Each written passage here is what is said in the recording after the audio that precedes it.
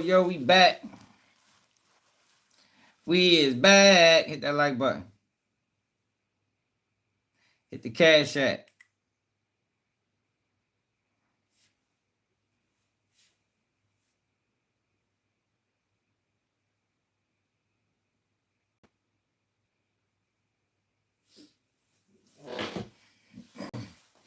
So it was brought to my attention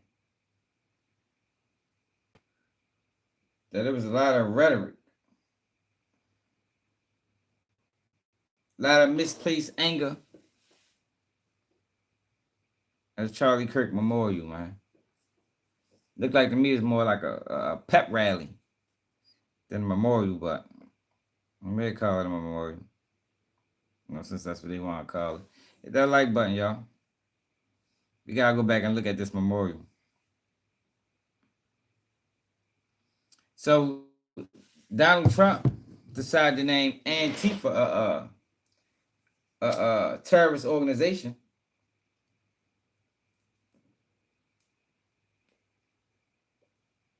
That ain't enough, y'all. Nah, we ain't been focusing on that type shit right now. We got bigger issues, man. Yeah, man. But yeah, I ain't saying that shit. Yo, because they trying to change the narrative, man, and they always do that, and we so stupid we fall for it. They trying to change the narrative. What's up, 2000? And make this situation a black versus white situation, y'all. Black people ain't got nothing to do with this. Absolutely, positively, nothing to do with this. But then you got people like my son that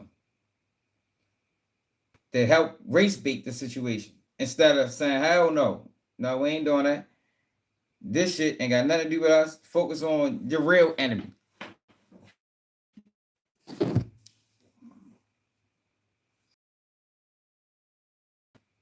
Focus on your real enemy, man. Focus on the real issue. Like I said, Donald Trump named Antifa a criminal organization. Yeah, but I ain't seen no indictments. I mean, where's the indictments of Antifa or these right neo-Nazi groups? Like, that's not enough, yo.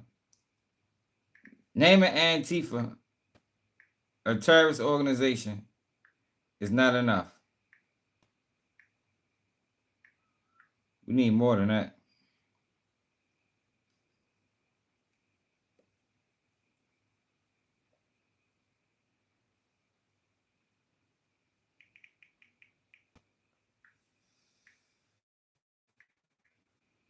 Hold on, y'all. I'm ready to get to it.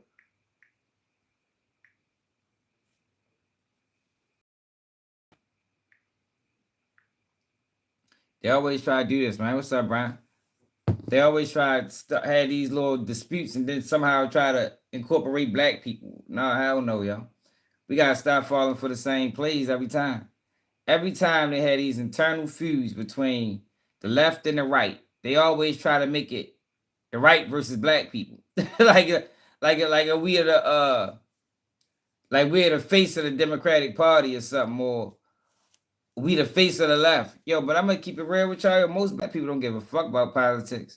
You understand what I'm saying? I'm talking about they don't give a fuck about politics to the extent that they're gonna argue it with you. Motherfuckers don't care that much, man. At the end of the day, we look at both parties like they're the same. If you want to be totally honest, yo, it's going to be very hard to get a black person to engage in a political talk with you, yo. To the point where it start getting angry and frustration and names getting called. Man, we ain't that invested, man. Straight up and down, yo. We ain't that invested. So you got this motherfucker Tyler Robinson, who they saying is the far left. Other people saying that there's no proof that he's far left. Now you got the FBI director. Matter of fact, let's go to that first. You got the FBI director saying that they investigating conspiracy theories. But just the other day they were saying the case was closed. See the Kansas.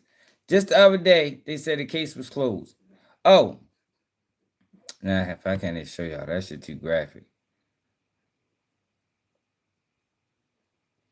I'm one of who? Build a website you love with Wix. I ain't no Black Lives Matter. I ain't no Antifa. I don't support none of that dumbass shit. None of it.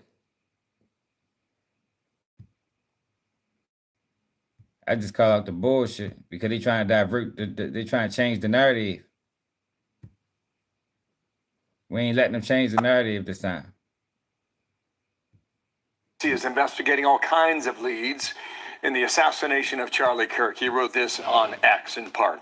We are meticulously investigating theories and questions, including the location from where the shot was taken, the possibility of accomplices, the text message confession, and related conversations, Discord chats, the angle of the shot and bullet impact, how the weapon was transported, hand gestures observed as potential signals near Charlie at the time of his assassination, and visitors to the alleged shooter's residence in the hours and days leading up to September 10, 2025. Yo, Candace Owens is the one making them work. Yo, Candace Owens is the one that's holding the FBI. Let's do the Candace Owens, man. Because everything he just said was in response to everything Candace Owens been saying. Candace Owens said it was people coming over that man's house leading up to the murder. She said she seen a video where there wasn't no blood shown. So the angle of the shooter and shooting might not be accurate. Here, Trey, there's a lot in there. I mean, a lot. Yeah. Wow. We all seen the hand gesture. Right down to the people who rang or knocked the door. Go ahead.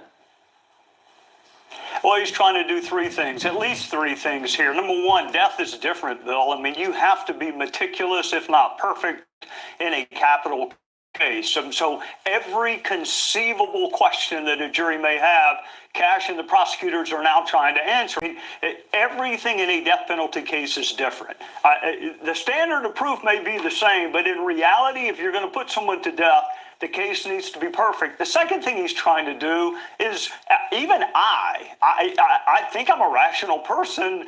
I struggle with whether or not anyone knew that he was planning on doing this before he did it. So Cash is also investigating people who may have aided and abetted or accomplices. And the third thing he's trying to do, which I don't think he's going to be able to, is tap down the country bugging, but they're trying to change the narrative. I'm going to show you what I'm talking about. Conspiracies that are out there. Almost every major assassination we've had in our history, Bill, there's still someone out there who thinks some conspiracy. I mean, heck, there are people who think the earth is flat. Yo, it's not even really a conspiracy, yo. Like, yo, most political assassinations is always, a third party. You understand what I'm saying? Like, yo, they try to make us, they try to dumb us down with this conspiracy talk. But I think most of the time, yo, it's just common sense. Things like that, yo, you can't orchestrate a plan like that with just one person. You can, yo, but it don't always go as planned. This execution of Charlie Kirk was designed. You understand what I'm saying? It was designed, man. That shit was executed to perfection. So he's going to have a hard time convincing everyone that this investigation was fulsome, but that's what he's trying to do. Okay, so here's Pam Bondi, the AG, from over the weekend with Laura Trump. So our U.S. attorney in Utah is working hand in hand with the district attorney out there. The district attorney has indicted for first-degree murder and other charges. They are seeking the death penalty, and the firing squad is still on the table in the state of Utah, among other things. So it's indicted in the state, and we're working hand in hand to decide when and if we will indict federally as well. What we will all be sure of is this guy never sees the light of day. So go ahead and comment on that if that's your choice here, Trey. But all this stuff like looking at Discord chats and who knows where that goes, or even how long it takes to go through it. Go ahead. Yeah, I mean, what Pam's point is, this is a state murder investigation. It is a Utah murder investigation. The FBI is assisting, like they do in lots of other jurisdictions, but ultimately it'll be a Utah state prosecutor standing in front of a Utah jury. What she means, look, there are examples like Dylan Roof where the feds did take over the case, and they're the ones that put him on death row. But the jurisdiction for murder almost James, always a lot of people think this was to divert people's attention away from Epstein. But But I don't think people forgot about Epstein.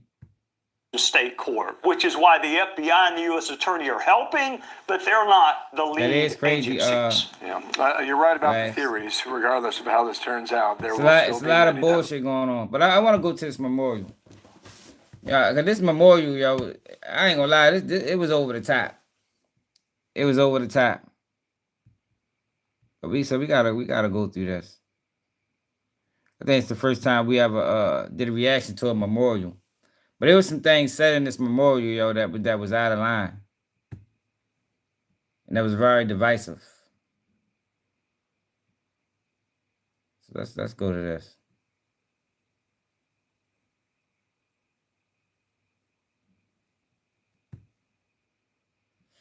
And the crazy thing about it is, yo, they trying to paint Charlie Kirk off. Like, yo, this ain't nothing but George Floyd 2.0, y'all. This is George Floyd 2.0. Now, I'm not saying he's the same type of person as George Floyd. You know, George Floyd was a dope thing. But Charlie Kirk pushed a lot of rhetoric, yo, that wasn't really based on truth. It was based on his opinion and based on statistics that needs more explanation. You know, you can't just come to a person with stats and say, "Oh, this is the reason this is happening." No, yo, because it's always a multitude of reasons. It's a multitude of reasons why things is going on. It's never just one or two statistics. But look at this though, y'all.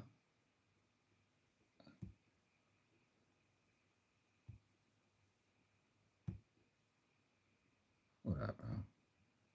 I fuck my internet. I can Hold on. Let me back out and go back in.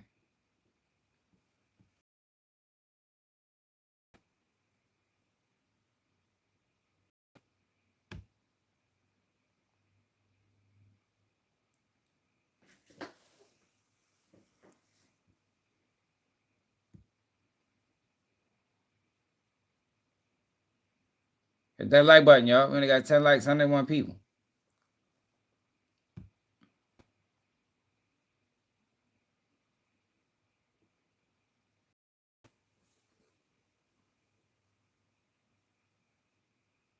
Why the fuck my internet acting like that?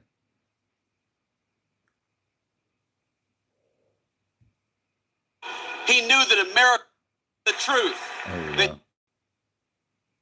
Oh no, that was his audio. Conservatism in our own time, and in doing so, he changed the course of American history. To rising generations across this country, Charlie exemplified kindness, courage, and a commitment to open debate. And he was a great debater, and we loved him for it. But Charlie loved debate not because he excelled at it, but because it was the vehicle for bringing the light of truth to dark places. And Charlie Kirk brought many. Yo, Charlie Kirk didn't debate. He debated kids, man. That's another thing. And I ain't gonna lie, that's what made some of the things. Yo, he debated children, man. This is a 30-something-year-old man going to college campuses debating children. And I understand the reason why he did it. You know, he did it because those are the voters. But we can't take those debates and say that he was opening dialogue. No, he needed to be debating grown-ass men. You know what I mean? People that's more adverse or just adverse in these situations as he is. Like, you can't be 35 and debate a 20-year-old about politics. We talking about 20-year-olds, 21-year-olds. Yo, you can't do that shit, man. Like, I think I would win a debate in any 20-year-old on anything. I think I'd beat. How can you thinker, critical thinker? Your name is critical thinker. Talk to you got a son that's 20? Debate your son on politics. Man, they children, man. 18 and 25 is children. Come on now they not children no more. Come on, yo, there y'all go moving the goalposts. Yo, I ain't trying to start this live off like this. Yo, can we admit that 25-year-old is still a child? Yeah, can we admit that, yo, for 20, that's still a child, yo?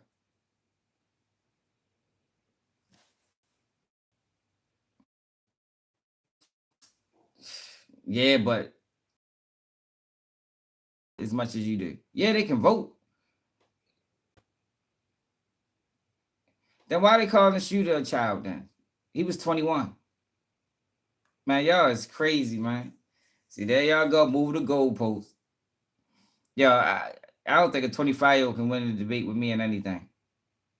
We debate football, basketball, politics. We can debate the motherfucking astrology. You know what I mean? Yeah, but she's still young, yo.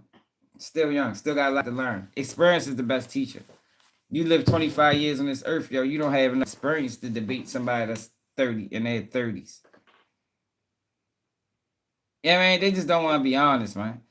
Like, yo, Charlie Kirk couldn't win a debate with me, probably on most things, especially things when it's involving the black community. And I'm saying, like, that's where a lot of his rhetoric was targeted. From what I've seen, you know, I haven't watched not a lot, but I watched a few of his debates where he was debating situations that he didn't know nothing about. You know, Charlie Kirk can't debate the black community. Your white people that never lived in the community can't debate issues in the black community. Like, that's, you would think that would be common sense. Why is that not common sense to people? Leon, why is that? That's not common sense to you? Can I debate what's going on in your community? Leon, can I debate with you what's going on in your community? Because you can't. You never lived there. You never lived there. How? But y'all is fucking crazy, man. Y'all is how? Just think of how idiotic did that sound? I'm debating with you, a community that I have no connection to. I never lived there. No. Experience is the best teacher. I never lived there. I don't have no friends there. I never went to school there. I never experienced life there. But I'm gonna debate with you about the problems there. Yo, that sounds stupid, y'all. What's up, David? I can't believe, yo, for the people that believes that, y'all are the morons. You know what I mean? That sounds dumb. Yo, can you, for the people that think you can you go to a farm, right? Say you never farmed a day in your life. Can you go to that farm and debate the farmer about how they should grow their crops and what they doing wrong? Leon, can you do that? Can you go to a farm and debate a farmer? This man been farming his whole life. Can you go there and debate a farmer about how they should grow their crops? Yeah, but you're gonna sound stupid. It's not about just debate. You're gonna sound dumb. Yeah, but you're not gonna. Chances are you're not gonna know more than this person. That's all I'm saying.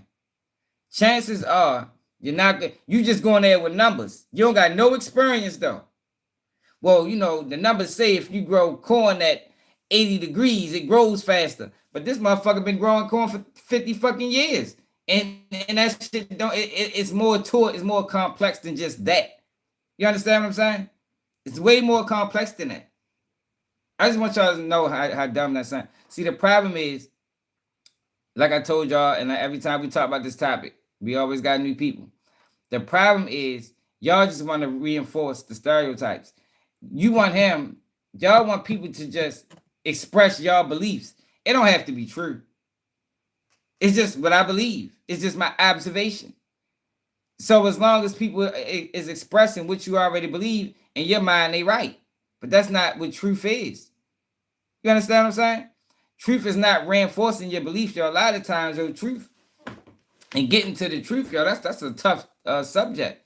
And you got Charlie Kirk debating children that I would consider children. They're young enough to be my motherfucking kids. You know what I mean? At 25, you are young enough to be my child. So I'm going to consider you as a child. You understand what I'm saying? You haven't experienced enough life at 25 years old to be there, debate somebody that's in their 30s on damn near anything.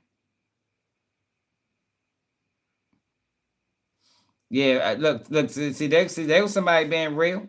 When Charlie Kirk was up against real debaters, he lost every time. Thank you, man. I'm sure he did. Because It was rhetoric. You understand what I'm saying? It wasn't truth. It was just rhetoric. He was just reinforcing stereotypes. And since people already believed it, it's like, oh, all right, yeah, he is right. You know, black people, 13% committing 50-something% of the violent crime in America. That's true. Yeah, but it's not just that. You understand what I'm saying? Like, it's a lot of things that build up to that being true. You can't just say those numbers and then be like, yep, I knew it. Those guys are violent. Yeah, because black people are not more violent than anybody, man. Like, it's just when you living in impoverished communities, y'all, the chances are when the resources dried up, people gonna do other things, to make money. And that's like that with any community. It's like that with any community. I just was telling y'all about Kalamazoo, Michigan. Predominantly white. Look what's going on in Kalamazoo. Yo, it's predominantly white cities where they got a crime problem. But since it's not exploited, you wouldn't know about it. Since it's not exploited, you wouldn't know. Where the fuck is that video at?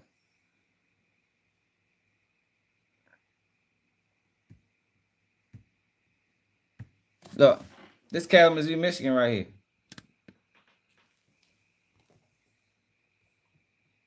Kalamazoo, Michigan.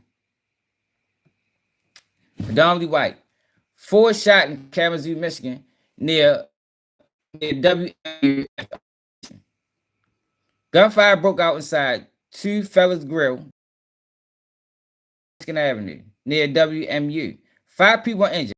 20-year-old was shot in the head, a 23-year-old was shot in the stomach, 2 23-year-olds were shot in the feet, and a 21-year-old suffered facial injuries from debris, not a gunshot, all in stable condition.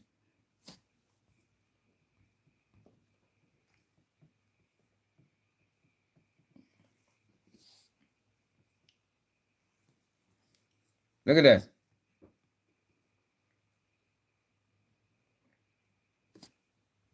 This Kalamazoo, Michigan right here. Predominantly white. Look, these are white kids. It's one black kid right there. Gunshots, gunfire breakout.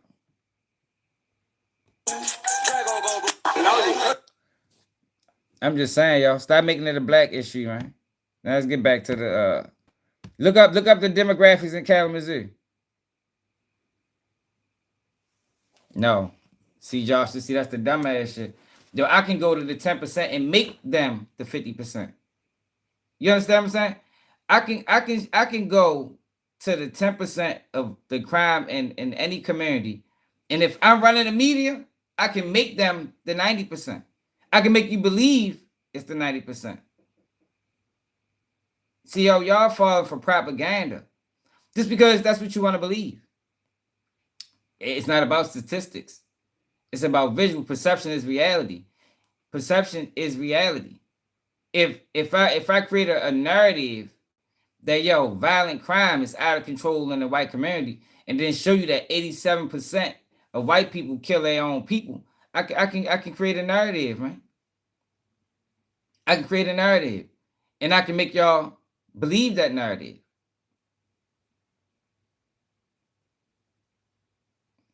I can make y'all believe that narrative. All I gotta do is put it all over social media, make the news report on it. The news is controlled by a few different people. If we all get on one accord and say, look, we ready to change the narrative, we ready to make the white community, we ready to make the Asian community, crime out of control. At least that's what we're gonna propagate to the people. We can do that. No, I'm not mad at numbers because it's bigger than just numbers. Numbers only, yes, you can, man. Numbers only tell part of the story. Numbers only tell part of the story. Like I was reading an article yesterday about welfare and how black women was was presented like they was the only ones on welfare. But you look at the numbers, there's more white people on welfare than it is black. The numbers is just as high. I think black women on welfare 27%, white women on welfare 44%. That's almost 50%. That's almost 50% of the welfare recipients. But it wasn't a narrative created. It wasn't a narrative created. We didn't have the welfare queen. That wasn't placed on black women. What I'm trying to show y'all, yo, is it's all propaganda, man. It's all propaganda. It's all propaganda. But since that's what y'all want to believe, that's what, you know, you choose to negate the reality of the situation, and you just want to look at the propaganda, believe statistics that's incomplete. Nah, I'm not saying black on. I know black. Yo, it's not black on black. What if I told you it was white on white crime? I mean, it's not such thing as black on black crime, yo. It's proximity killings. If you living in an all white community, if somebody get murdered, chances are it's gonna be done by a white person. That's just what it is. If I'm living in a community that's predominantly black, chances are that if a black person get murdered, it's gonna be by a black person.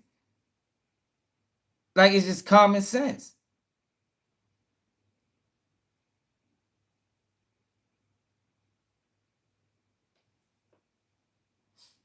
It is rich versus poor. That really is what it is. And that's the whole point I'm trying to make. I'm just trying to get y'all to understand, y'all, that y'all fell for propaganda. Y'all fell for propaganda, y'all. And the only reason y'all fell for it because it's not directed at your community. But if they was divert their propaganda towards y'all community, you wouldn't like that shit. You wouldn't like it. If we made white radicalization the biggest issue in America, because it is an issue, but it ain't the biggest. But I can make it the biggest. If I ran the media, I can make it the biggest. I can make y'all believe that, yo, white radicalization must end. It's destroying America. And how would y'all feel about that? Your kids ain't being radicalized, but it is a problem. You know, these white kids are being radicalized at high numbers. See, y'all don't want to have real conversations. That's why I can't talk to y'all, man. Y'all know what I'm saying makes sense. y'all know what I'm saying makes sense. Is white radicalization not a problem? No, this is not race baiting because this is not black versus white. This ain't black versus white, and that's the whole point for this video, because they're trying to make this a black issue. Black people ain't got nothing to do with the death of Charlie Kirk at all. Like, I'm talking about at all. But one of these guys that's in Trump cabinet got on this bitch and gave a wild ass speech, a speech that was filled with lies, man. Hey Pablo, I'm cool with that, but that's not how America runs, yo. America treats everyone the same, you know. Like when crime was going on in the black community, like when crime was really out of control, like in the 80s and the 90s and shit like that, yo, they didn't look at it that way. You know, they treated everybody as criminals, the whole neighborhood as criminals. Meanwhile, it was only a small percentage. It was a small percentage to committing the crimes. So it's a small percentage of white radicalization. But if I ran the media, I can run a narrative that it's all, the whole white community. I can run a narrative that, yo, I think white people aren't raising their kids properly. I could do that. You understand what I'm saying? I'm not making it race. No, I'm not. They're making it race. I'm trying to divert the attention back to the real issue. And the real issue is radicalization. It ain't got nothing to do with race. Black people ain't got shit to do with the Democrats and the Republicans beefing. At all. Like I told you, we don't even care enough. Appreciate it, Matt. Because, Matt, you being real. Like, yo, when I speak like this, I'm only speaking to the hypocrites. You understand? It's white people that understand exactly what I'm saying and be like, yo, that is true. I can make, yo, the media is powerful, y'all. I can make you believe any motherfucking thing. If I ran the media, I can make you believe anything. All I gotta do is keep it in your face. Yes, I can. All I gotta do is keep it in your face. 24/7. Put it in the magazine, put it in the book, put it on the TV show, put it in the movie. I mean, put it on the billboard. Eventually, you're gonna believe it. It's gonna be so hard not to believe because everybody else around you believe it.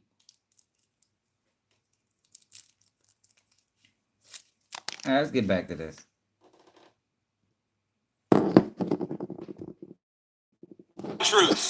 in his life. Yep. Hey, yep. Yo, America did it too. Know what's crazy, right? What's your name? Monkey Man. Know what's crazy, right? That's what Hitler did. Hitler did it, but America did it too.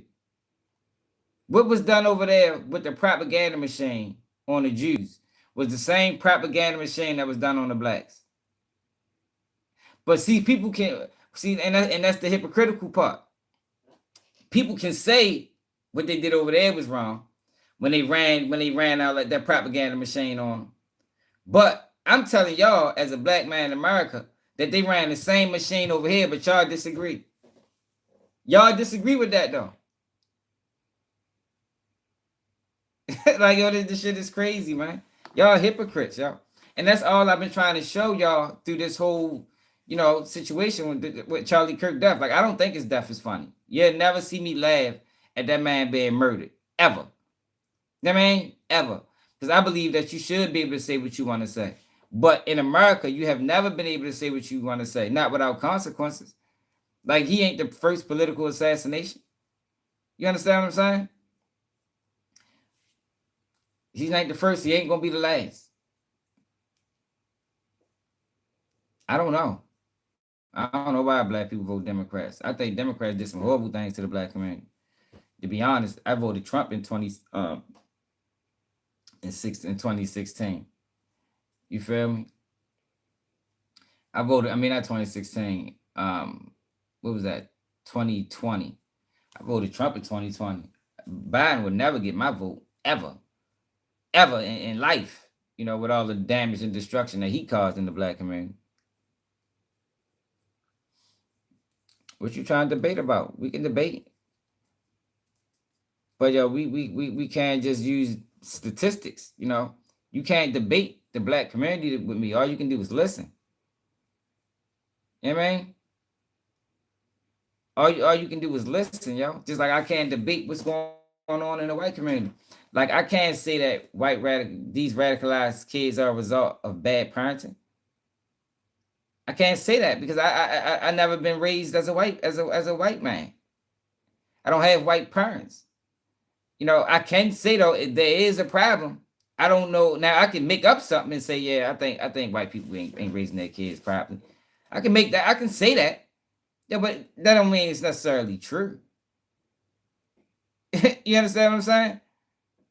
That don't mean it's necessarily true. But I can say it. And if I say it enough and get other people to say it, I can make you believe it. I can make you believe it. The more he was at Trump rally, and that's when I'm gonna get to that.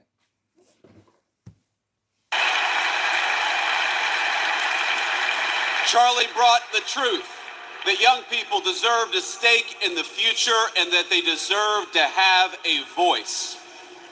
He brought the truth that marriage and family were the highest callings, far more important than any job or educational credential. He brought the truth that our I think what got him killed was his change in state. His change on certain situations. That you can't take money by these people and then flip the script. You can't do that. I mean, if I'm paying you $100 million over a course of 7 years, you're gonna have to say what I want you to say. I mean, the minute you say opposite of which I want you to say, we got an issue, man.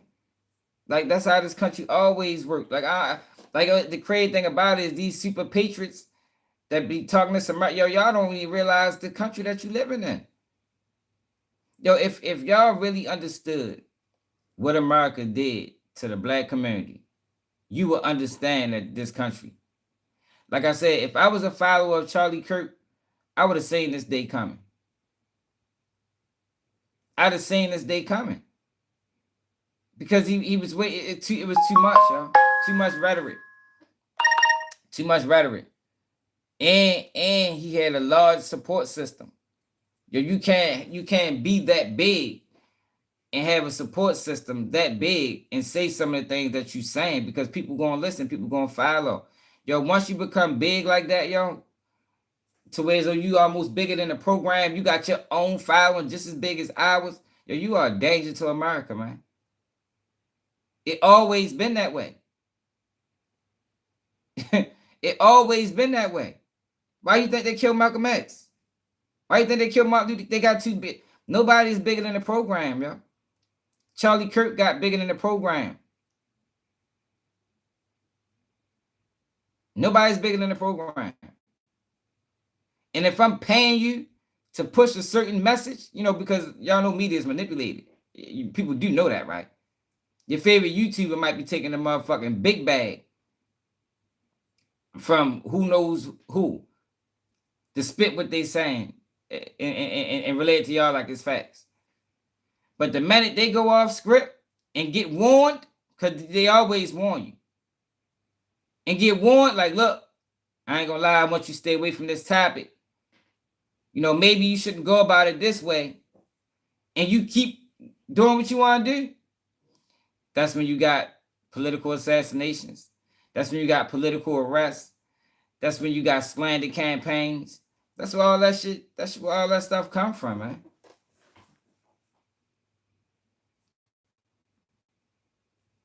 Now he got money too. That's why you don't really want these people in your business, man. It's good to have investors. It's good to have investors, yo, but you gotta be careful who you take money from, man. For real. They might try to run your whole organization just because they invested. You know, because for the most part, the investors are the ones that run the organization. What you mean? He started talking that Israel's talk. Misplaced 11. He started talking that Gaza talk, man. You know what I mean? He went off script. Our nation would fade unless it brought order to its neighborhoods and prosperity to its people. He brought the truth that life was precious, and we must fight to protect it at all stages and at all times.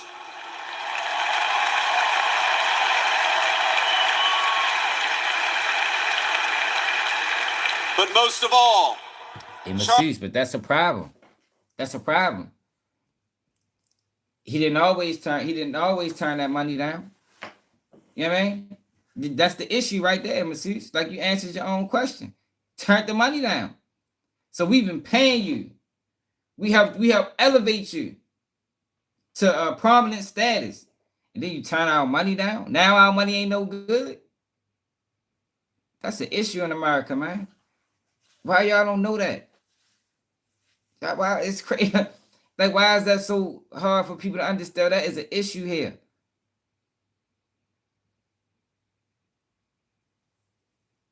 Oh, all right. It was a lot of comments. I'm trying to pass. What you say? No, because it seemed like what you're trying to say is what I'm saying is wrong, and I'm trying to tell you this is how this country always ran. When you get too big, watch what you say, man. That's all. That's just it is what it is. When you get to a point when you got millions of people watching you, and you're being funded, yo, you gotta watch what the fuck you say. Got to watch what you say.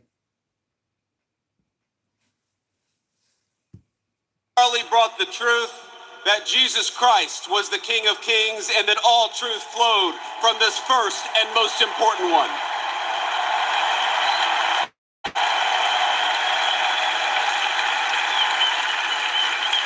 Charlie, he did so much more than tell the truth, he lived it. Charlie understood that the best evangelization was not in what you said, but in how you lived your life. And in this city, he lived his life well. He raised a wonderful family. He had a beautiful wife, 2 beloved children, and a loving and godly home. See, I don't know Charlie Kirk. I think what happened with him is he like you said, his faith started outweighing the rhetoric and the bullshit. And I think when he went over there and seen some things that went opposite of who he believed that he was, you know, he got to a turning point. Ain't that the name of his what's called? Everybody get to that point, yo, when you gotta question morality over money. And I think what happened with him is he started questioning his morality from taking money from certain people. And he realized what these people was doing, and it didn't really constitute or didn't really it didn't really it didn't really sit well with him. You understand what I'm saying?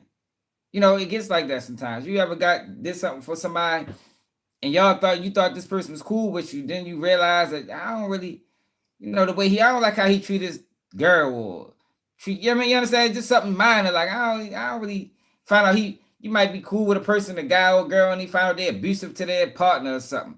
You be like, dang, I ain't showed me this. I ain't never seen this before out this person. So now you question your relationship with this person. Or should I even still be, you know, because dealing with this person is kind of like, it's jeopardizing my integrity. You feel me? What I stand on, what I believe on. I can't stand on I can't stand on what I believe in and still fuck with this person. Because this person is moving totally outside of my morals, totally outside of my principles. But the problem is when you take money from that person, you can't just separate from them. It's almost like when you're dealing in drugs, high level drugs. Like you dealing in high level drugs, you getting keys and I mean you moving 30 keys a week. Yeah, you can't just call the plug and say I'm done. You can't do that. I mean, if you get to a point you selling drugs, you moving 30 keys a week. You've been doing this shit for 5 years, dealing with the same people. Yeah, you can't then turn around one day and be like, yo, I'm finished. They like, you finished? Yeah, I'm done. You know, I made a lot of money. You know, I'm good. I'm ready. I'm ready to buy some 18 wheelers. Man, you can't do that shit, man. That motherfucker might kill you, man. You feel me? Just because you know too much. Just because you know too much. I can't afford to allow you to separate. You can't separate from me and you know all my business. You might tell somebody. You might send me to prison. People die for that in real life. You know what I mean? In real life. In this, he showed us the importance of family. He lived 3 decades he had on this earth with a sense of Christian virtue that would make any man, any person proud. And in this, he showed the importance of following God. He was a kind-hearted man, a hard-working person, and any parent would be proud to have him as a son. In this, he showed the virtue of industriousness. He was present and loving as any child would hope of his or her father, and in this, he showed the importance of strong Christian fatherhood.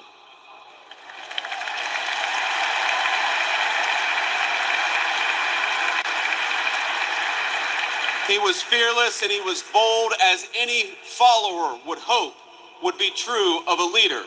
And in this, he showed all of us how to carry on after his death. You know, Charlie Kirk, he loved history. He devoured the ideas that formed the foundation of our civilization.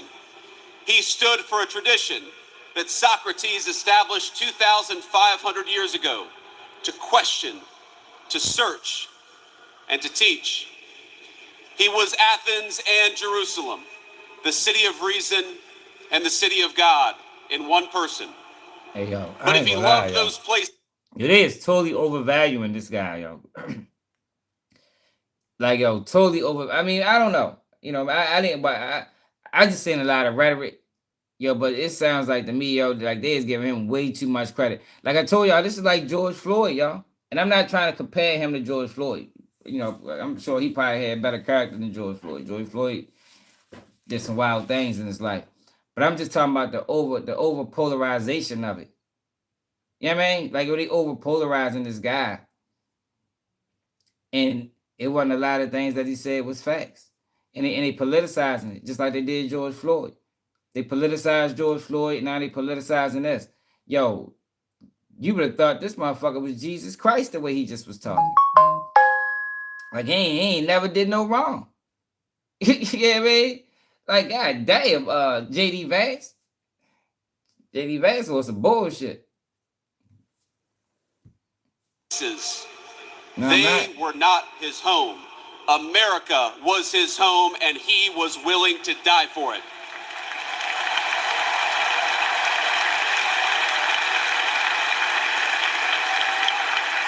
Yo, the problem is, yo, I've seen enough of the rhetoric to know that he couldn't have been this person. You understand what I'm saying? I seen enough of the rhetoric. He can't be this person that they making him out to be because it was too much rhetoric.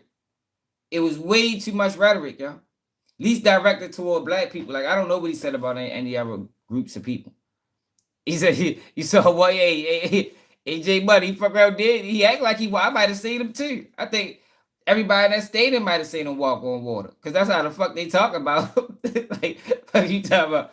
Yo, I told you what the rhetoric was, John. Yo, you can't speak on black community if you never lived there. Simple and plain. I can't say it no more simpler. You can't speak on the problems in the black community if you never fucking lived there. Can't do it. I can't speak on a trailer park if I never lived there. I don't give a fuck how many books I read on the trailer park. I never lived there. Experience is the best teacher.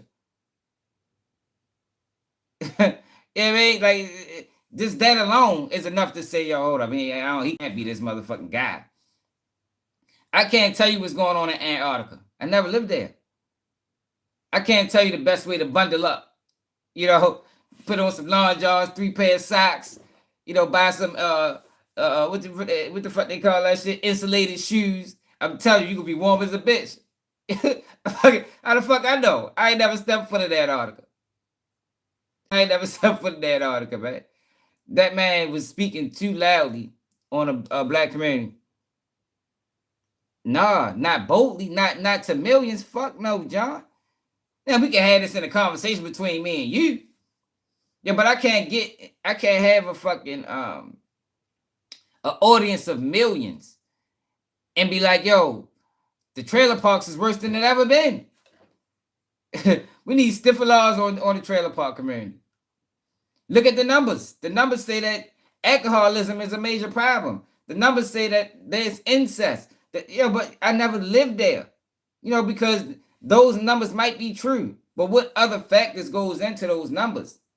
It's always factors that play a role into everything. His argument on a black community was void of those other factors. Charlie Kirk was still talking about black fathers not taking care of their kids. And that's not true no more. It's not true. You understand? And the reason it was true at a time, it wasn't because of what the media told you. Black men ain't just never walk out on their children, man. Black man was forced out. Black man was forced out, man. It never just a half-truth is a lie, right? People, they weren't just having kids and decided, you know what? Nah, fuck them kids. Yo, fuck them kids. I'm about to have another one next week. I'm just gonna go around having kids. Nah, man, it was forced out, man. Welfare forced them out, man. Mass incarceration forced them out, man. Crack epidemic forced them out. That's what I'm saying. Like, it's reasons to these things.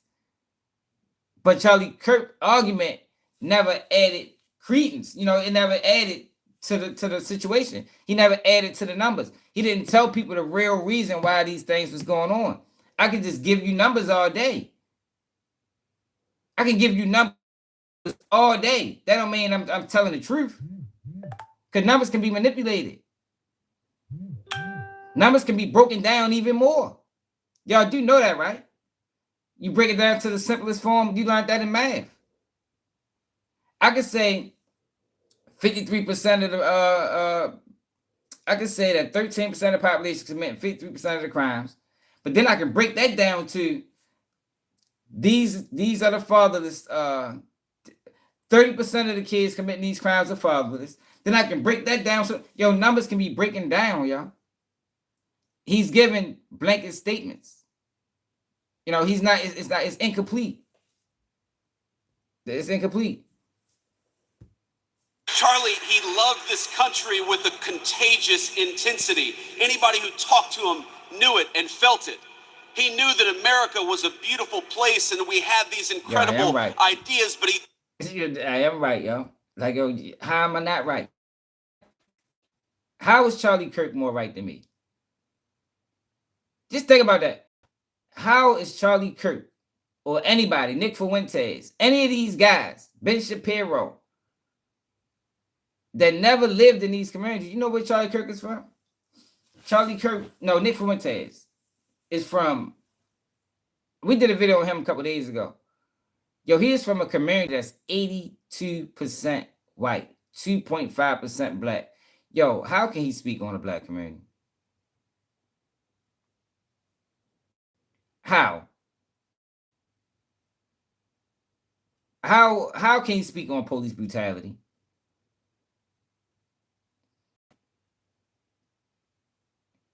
I mean, because I'm not a statistician. I'm just telling you, numbers can be broken down. I think that's common sense, and everybody knows that. How can you observe a situation where you never lived? Through media, through propaganda. That's the only. I keep telling y'all, perception is reality, man. So I can do that with any group of people. You know, there's Asians that's in gangs, right? Y'all do know it's Pacific Islanders, it's Asians that's in gangs that murder, ruthless, tattoos all over their face, throwing up gang signs and shit. What if I made them the face of the Asian community? What if we changed the face of the Asian community to the gangsters? Yo, there is biker gangs, neo-Nazi groups. What if we made them the face of the white community that commit crimes? I'm just saying, y'all. People look at it like, yo, it's not the whole black community, yo. It is a small segment of the black community committing crimes. Out of 100%, it might be, I wouldn't even say 10%. But the media told y'all that this is a clear depiction of the rest of the 90. You know what I mean? That's what the media told y'all. That this 10% of these people that's committing all these crimes is the face of the 90%. And y'all believed it. Y'all believed it. It's not necessarily true, but y'all believed it. So, like I said, if we go to the trailer park, it make the trailer park the face of the white community. What if we did that? Y'all wouldn't like that, yo, because I don't think that's a good depiction of what's going on in your house. You know, what's going on in the trailer park doesn't explain what's going on in your house. You might live in an affluent community. It might not even be affluent. You might just live in a hood, but your house is clean. You know what I mean? Your house is clean. Everything is in order. You're not living in disarray. That's all I'm saying, y'all. It's just pay attention to the propaganda. Also knew that our country was a covenant between the generations past, present, and future. He believed this country's best days were not behind us. I said America did. America made the small percentage of the black community committing crimes, made y'all believe that that was a clear that was the whole black community. America did that. But what I'm saying is, right now, we got an issue with right radicalization, whether people want to admit it or not. Right and left. We got a whole lot of political motivated violence. If I was running the media and I decided to say, you know what? We're going to villainize these people, these white radicals. And we're going to convince the world that, yo, white radicalization is the biggest threat to national security. I could successfully do that. If I ran the media, I could successfully do that over a period of time. If I was to run this narrative on 20 years, for 20 years, I guarantee you, when you walk down the street by yourself as a lady and you see one of these people, you might clutch your purse a little bit tighter. Mind you, the person you saying, he might be college educated, he might got a great job, he might not never committed a crime.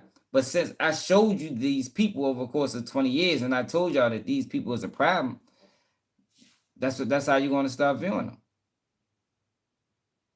You know, internally. It might not even be intentional.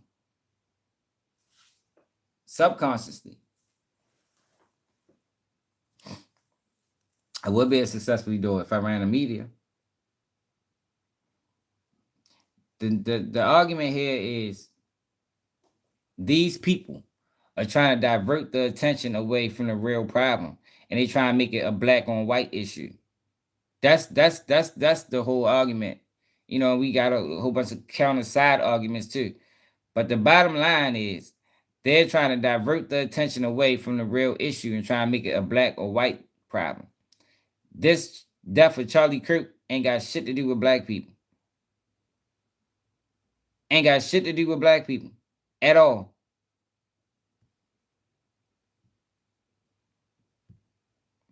But ahead of us. But he Wow. knew their names would have to be earned. They would have to be worked for. I'm glad y'all see and that. tell the truth. I'm gonna show you what made me say this.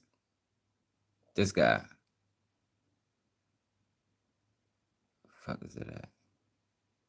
Not the wife. This guy right here.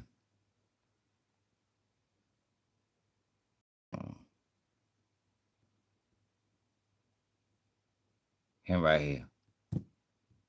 Not Trump. Living here today, the flag still stands for freedom, and they can't take that away. Not Trump. Where the fuck is the other one at?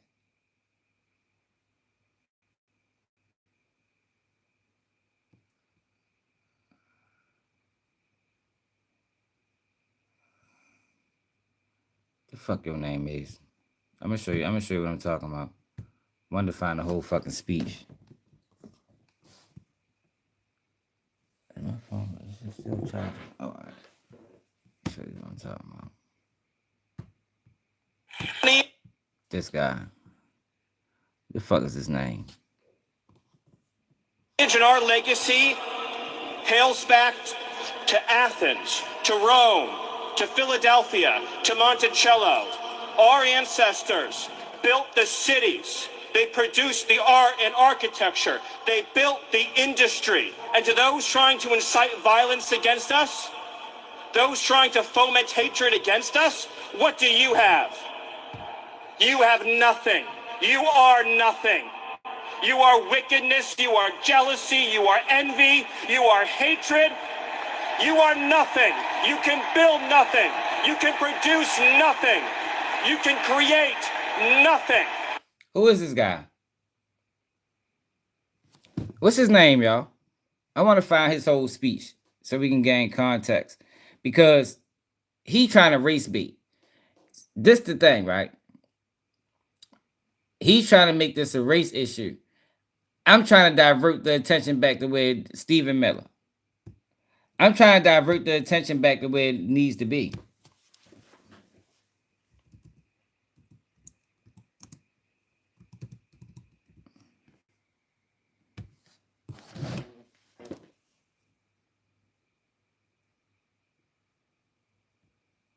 All right, here we go. This is full speech. 6 minutes.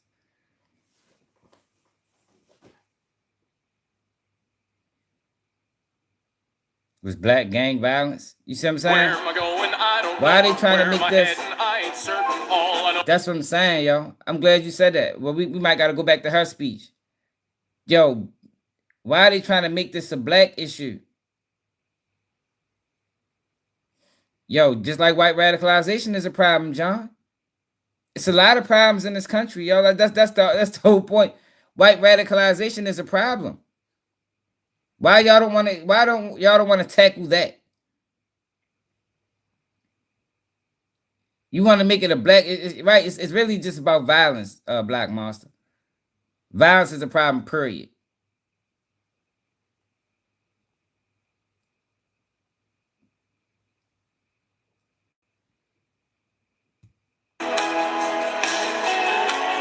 Please welcome to the stage, Stephen Miller. Yo, what you just said, we are everywhere. Yo, that was dumb as shit. I know nothing about racism.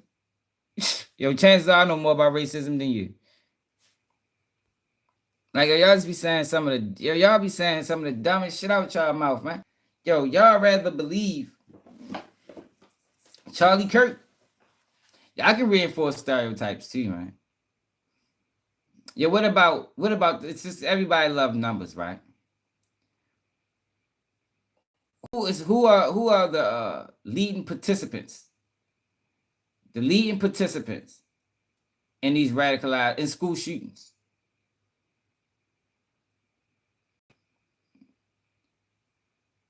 Who leads that? Who leads that category? You know what I mean? If we was to talk about school shootings, who are the people that's committing the school shootings in America?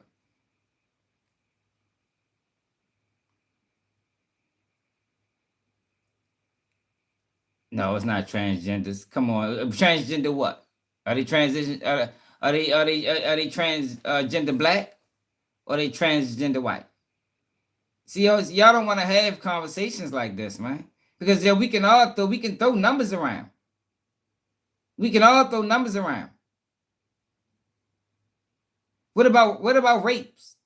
Who's committing the most rapes in America? Like we can throw numbers around, y'all, but it's not beneficial to the argument. It's not beneficial to the argument, man.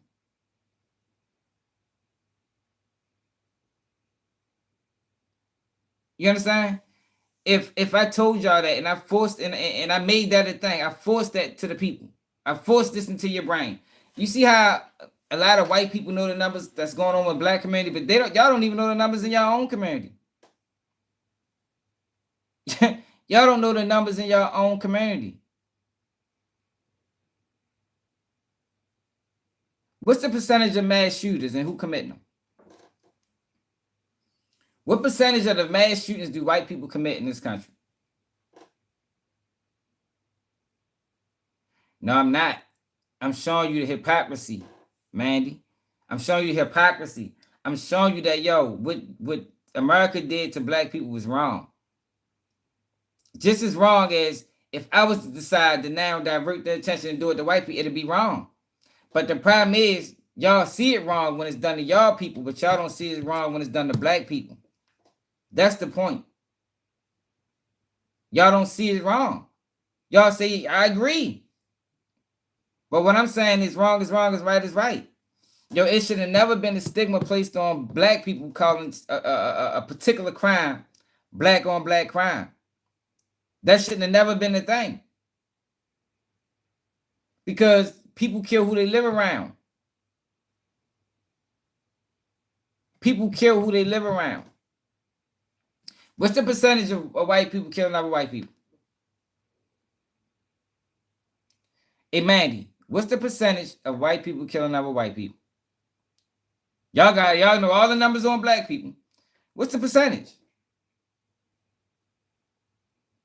87%, right? Who else know? It's not low. It's 87%. It's 87%. What's the percentage of black people killing other black people?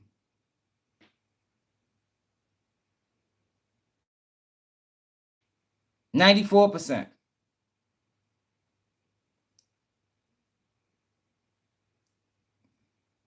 Look, see, y'all don't want to see this the hypocrite, this the hypocritical part of y'all, man. Y'all like numbers, right? Yeah, I mean, y'all like numbers. Let's talk numbers. Let's talk numbers, man. I am arguing in good faith. Because this has nothing to do about the memorial. This does have to do about memorial because this guy was speaking at the memorial and he said a whole bunch of fucking rhetoric that was real divisive and was void of facts.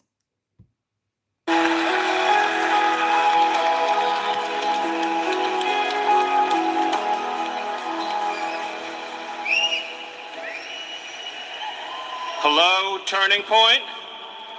Hello, Patriots. I'm off today.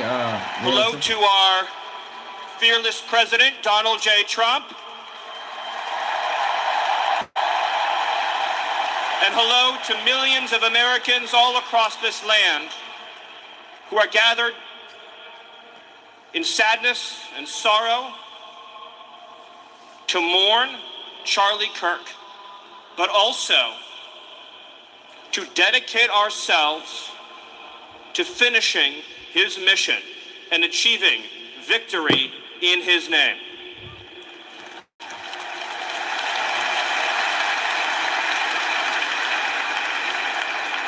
The day that Charlie died, the angels wept, but those tears have been turned into fire in our hearts.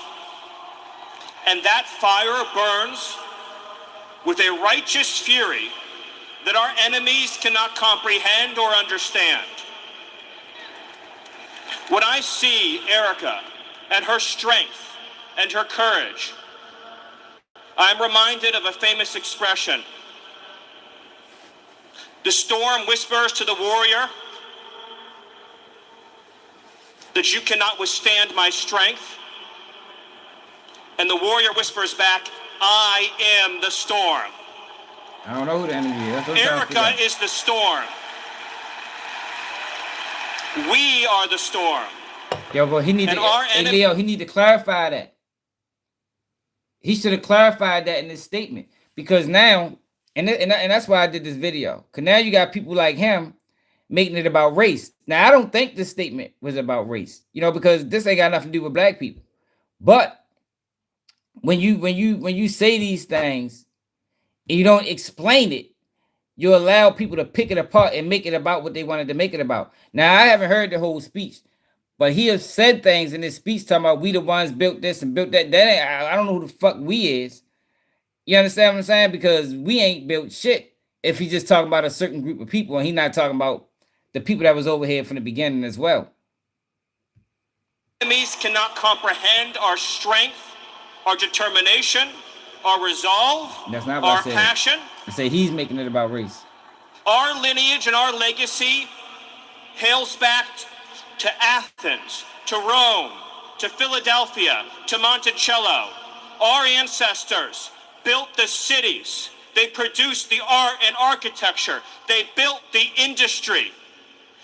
Erica stands on the shoulders of thousands of years of warriors, of women who raised up families, raised up city, raised up industry, raised up civilization, who pulled us out of the caves and the darkness into the light. The light will defeat the dark. We will prevail over the forces of wickedness and evil. Yo, but the thing about it, let's say he's talking about Democrat and Republican, because I think that is what he was talking about. Yo, they both just as bad. they both just as bad, man.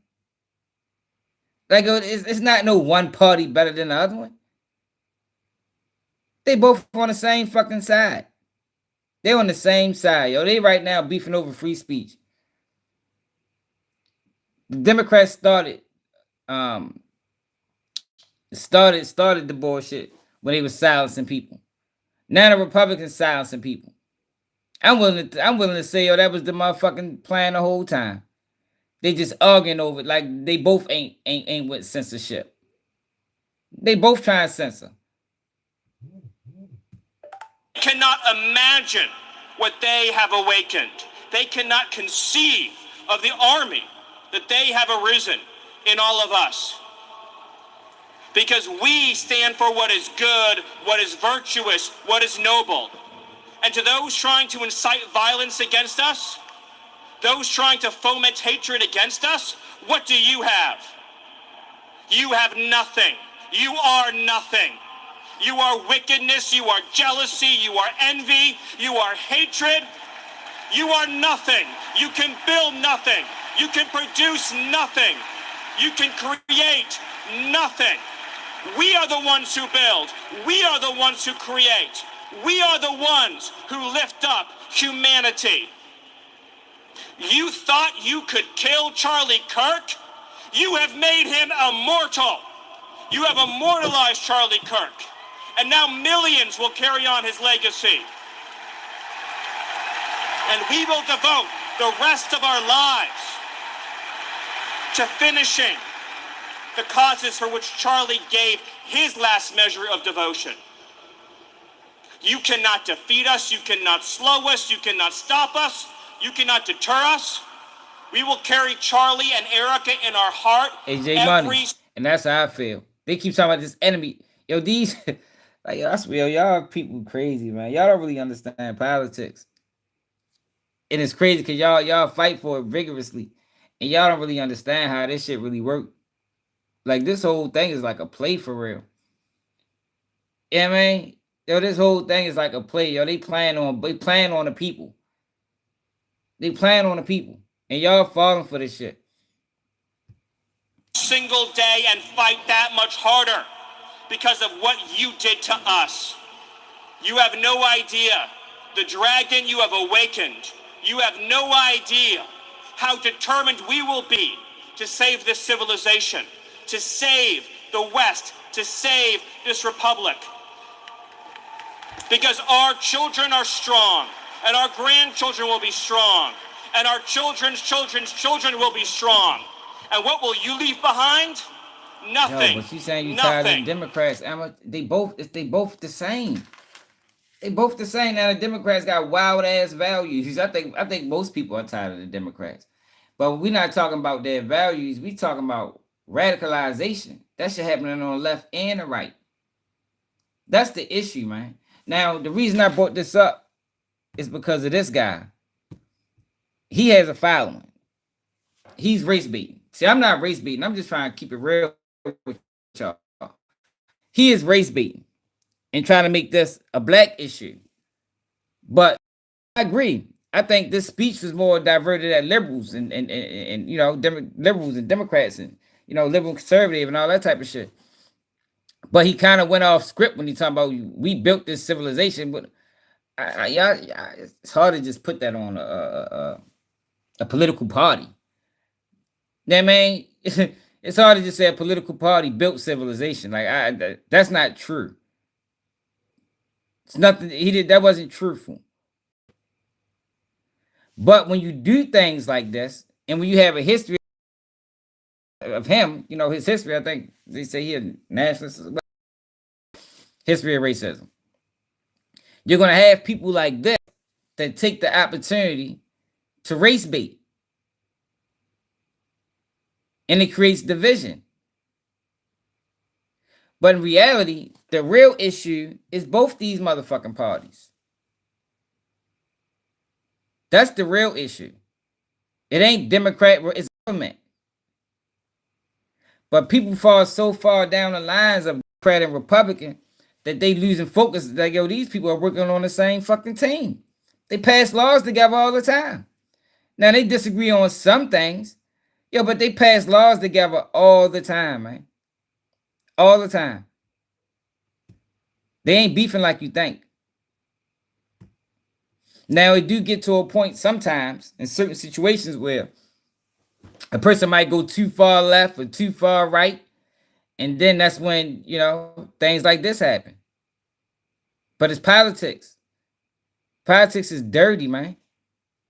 Way worse than the streets. You know why politics is worse than the streets? Because politics is big money. For the most part, people on the streets beefing and poverty stricken. We talking about big business, big money, millions, if not billions of dollars on the table. Yo, whenever anything is rooted in money, yo, it's rooted in evil. To our enemies, you have nothing to give, you have nothing to offer, you have nothing to share, but bitterness. We have beauty, we have light, we have goodness, we have determination, we have vision, we have strength. We built the world that we inhabit now, generation by generation. Who is he talking about? Yo, who is he talking about right here? This the part I'm saying. This what it. Who built? Who? The Republicans? Yo, but we all Americans, man. We all Americans. Yo, this argument is directed at somebody.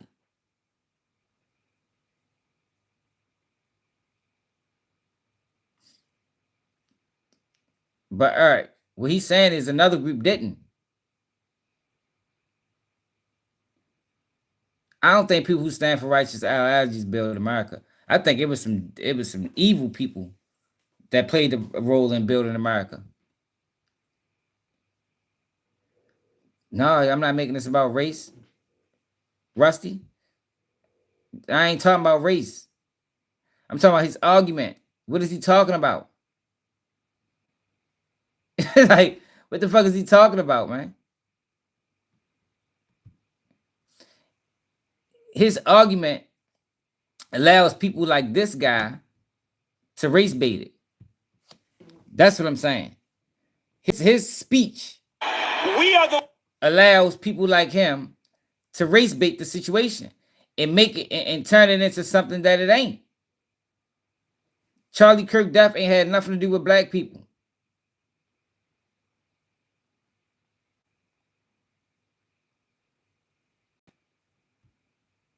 But he need to clarify that. That's what I'm saying. This speech was too powerful for him to not clarify exactly who he was talking. He should have said a name. Put a name on it. That's all I'm saying. He should have put a name on it, man. Say these people. You can't say stuff like this and be broad. We have goodness. We have determination. We have strength. We built the world that we inhabit now, generation by generation. And we will defend this world. We will defend goodness. We will defend light. We will defend virtue. You cannot terrify us. You cannot frighten us. You cannot threaten us. Because we are on the side of goodness. We are on the side of God.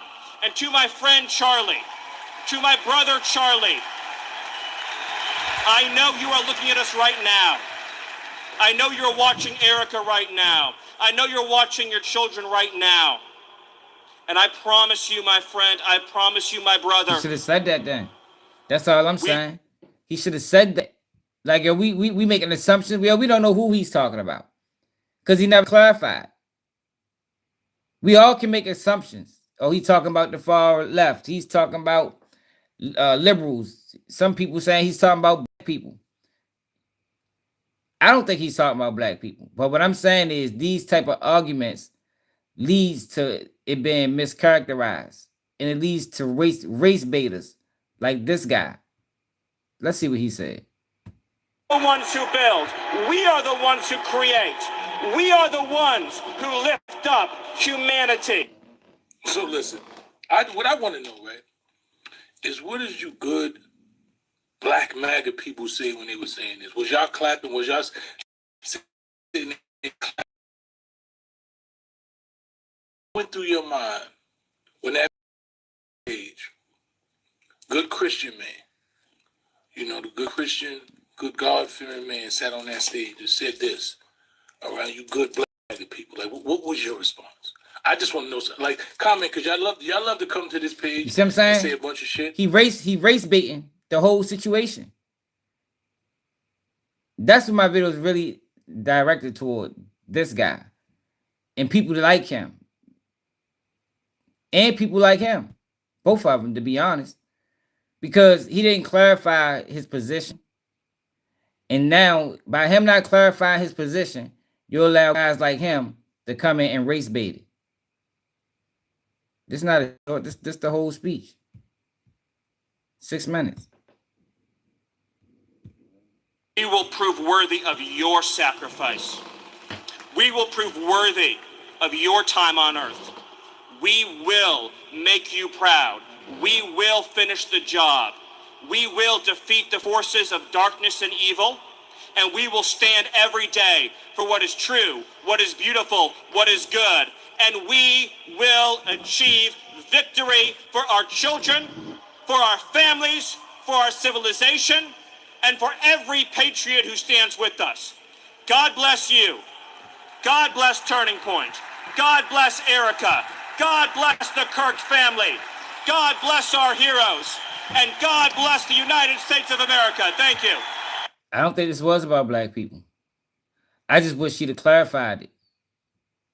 Instead of his argument being so broad, I wish she'd have clarified exactly who he was talking about. Put a name on it. Like I hate when people do that, man. Put a name on it. If you want to talk loud and bold about a situation, you got to say a name, man. Straight up.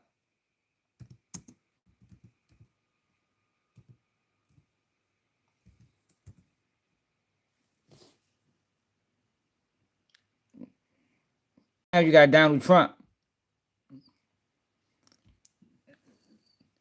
It signs an executive order calling Antifa a national terrorist group, but they're not the only ones. It's a lot of terrorist groups out here. Neo-Nazis is a terrorist group. I have 3 questions, if I may. Neo-Nazis are a terrorist group.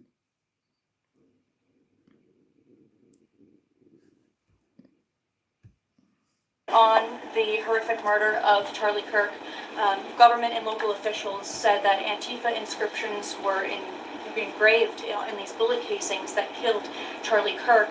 It appears to be a trend, especially after what we saw in the Annunciation Church shooting, Catholic Church shooting.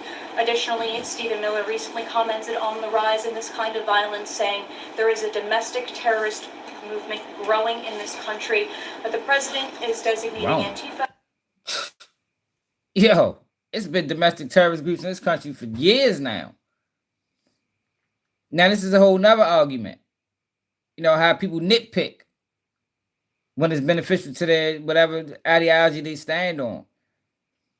Yo, if the Bloods and the Crips or a black gang committed half the crimes that these national radical groups have committed, yo, they would have been came down with some indictments. Yo, where's the indictment of Antifa? If they saying Antifa is a national terroristic organization, yo, where's the RICO? Where's the COINTELPRO? The counterintelligence program?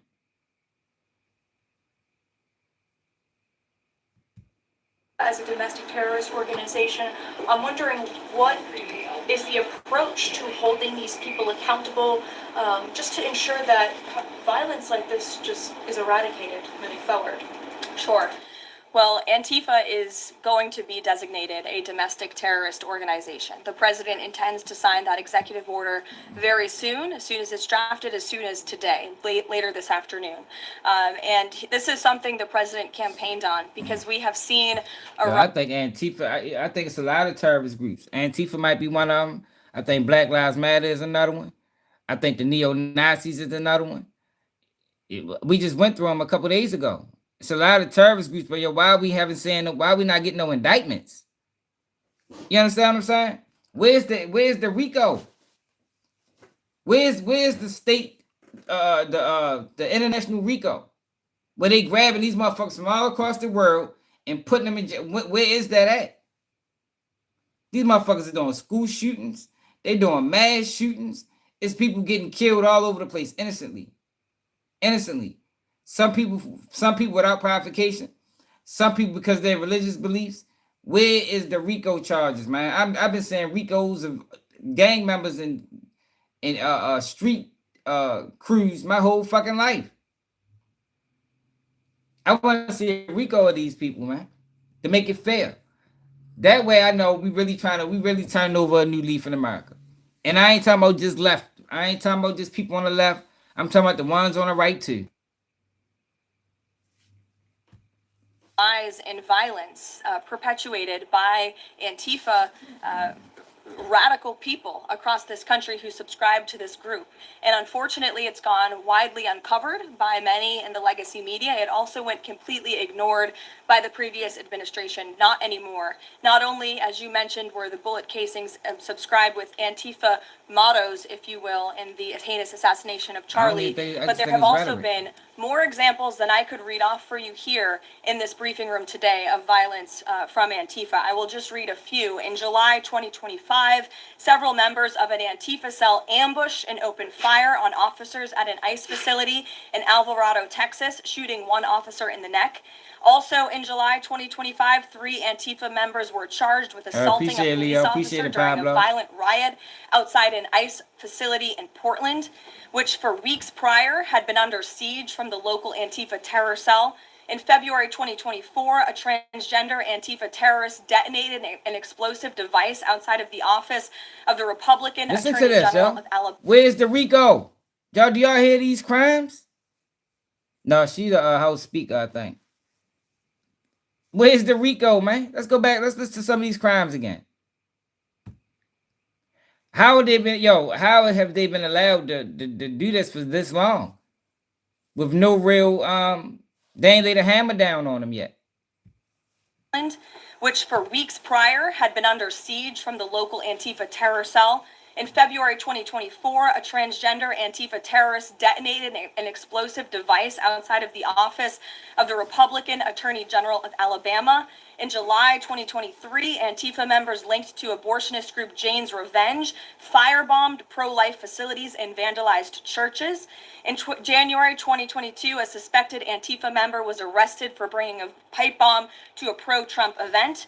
In January 2021, an Antifa supporter threatened to shoot police officers and Trump supporters outside of the Florida State Capitol building. Again, I could continue to list many more examples for those in the room who don't believe this is a serious threat to American safety and our national security, but this administration knows that it is. That's why the president will be signing this order. And we will also be most importantly looking at who is funding Antifa and who is funding these other violent left-wing groups that we've seen perpetuate so much crime and mayhem. Y'all guarantee nothing come out of this. For the people that believes in these people, I guarantee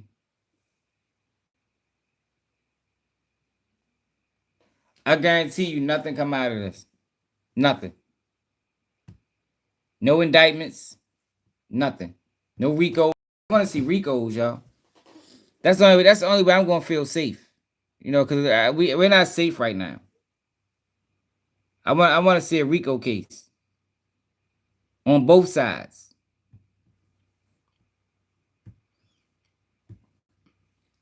Donald Trump's speech on aspirin.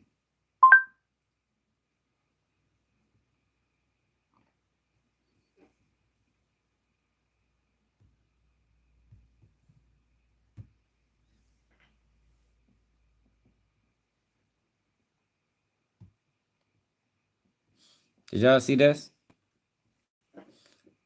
Autism. And now Donald Trump beefing with the he been beefing with the pharmaceutical industry. Now Antifa is a problem. Black Lives Matter is a problem, but they're not the only ones. Antifa is definitely a problem. All these groups are being funded, man. All of them.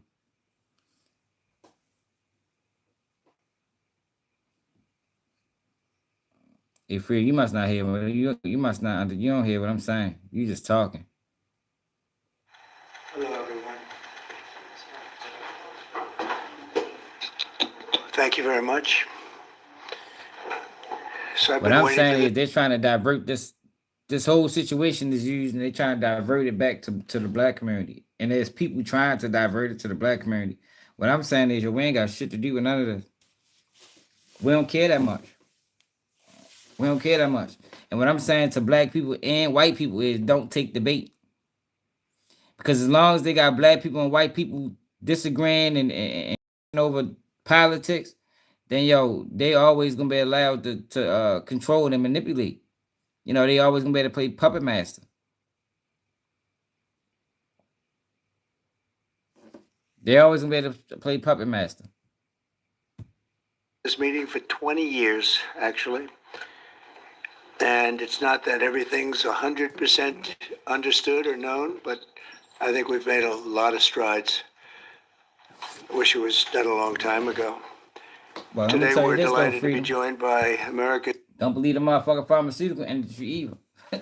Like, you saying don't believe Trump, and you don't believe pharmaceutical company either. They lied throughout the whole opioid epidemic. We talked about that at length. These motherfuckers lied.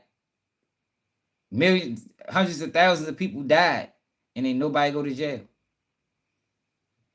Ain't nobody go to jail. They lied about the side effects. They lied about how powerful the drugs was. They motherfucking coerced doctors. They did all. I don't think you believe that. I think you go with what makes sense. And Black Lives Matter was a play.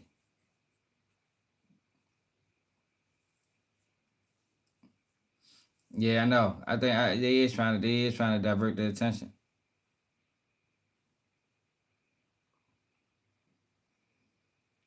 Yeah, but yo, you keep talking about what Charlie did, Clarice. Charlie pushed rhetoric, man. Charlie pushed rhetoric, man. Like some of the things he said might have been true, yo, but he pushed rhetoric like a motherfucker when it came down to black people. That's my only thing with Charlie Kirk. Like he shouldn't have been able to speak on the black community, man, the way he was doing. And then you debating children that don't even know. I think he was dead wrong for that. Yeah, he was wrong because he was wrong. All right, because he's not from there. Yeah, he was wrong. I would be wrong. I would be wrong. No, not really. Yeah, you can have an opinion, but to broadcast your opinion to millions when you never lived there, yo, it's you wrong for that. You wrong for that. You know what I mean? Yeah, you can have your opinion, yo. I can have my opinion, yo, but I can't broadcast my opinion to millions on situations that I've never been in. I ain't never been in a situation. How am I broadcast that to millions, man? More that comes off as ignorance. That's ignorance. That's what you call that. Top medical and public health professionals as we announce historic steps to confront the crisis of autism. Horrible, horrible crisis. I want to thank the man who issued to the A lot of people forefront in of prison for American what? politics along. Not in the opioid epidemic. Not the Sackler family. No, you don't need you don't need direct experience to have an opinion. But in order for your opinion to be taken seriously, you have to have direct experience. I can't tell you how to become a millionaire. I ain't got $1,000,000. All right, that makes sense to people. All right, can I go over that bitch and tell you how to become a millionaire? What you mean? My opinion on becoming a millionaire. I think I might know. You feel me? I already start online classes, becoming a millionaire. Since we all can just speak on things and we can just give our opinion, your opinion has to be based in something. You know what I mean? Not just based on stats. The best opinions are based around experience. You understand what I'm saying? Would y'all agree? The best teacher experience. Is that still the same? Is the best teacher experience? So how is Charlie Kirk going to be a teacher of what's going on in the black community? He haven't experienced it. I just asked you that, man. No, I said the best. I ain't say one of. The best teacher is experience. Now you can learn things through books, you know, but the best teacher is experience. So y'all is over this bitch talking about was he wrong? I'm telling you he was wrong. I experienced it, but you rather listen to him because he reinforces your stereotypes. I just said he was wrong. Come on, black leaders like who? Al Sharpton, who Jesse Jackson. What black leaders, man? Yo, just because you black, yo, Candace Owens is not. Candace Owens can't speak on the community, and she black. You gotta be from there, man. You gotta be from there. You gotta went to these schools, man. If you never went to these schools, you can't. No, she can't. No, she can't. She does a lot of things she says isn't truthful. She don't know. She's from Stanford, Connecticut, or some shit like that. Very small black population. She's not from these ghettos. She's not from these environments. It's like Obama trying to speak on what's going on. Like he can't do it. He ain't from these places.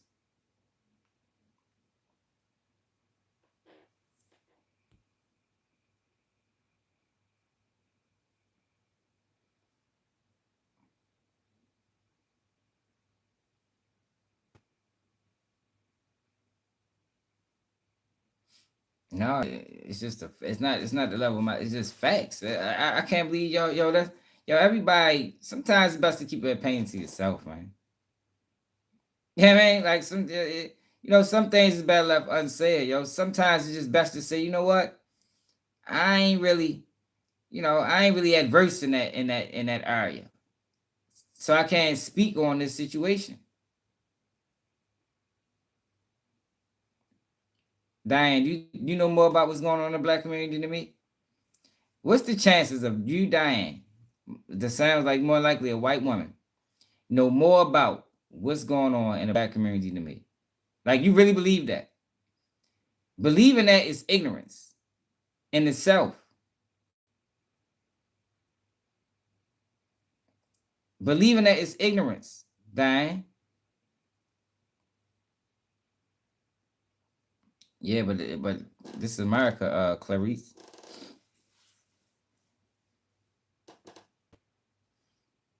Ben Carson.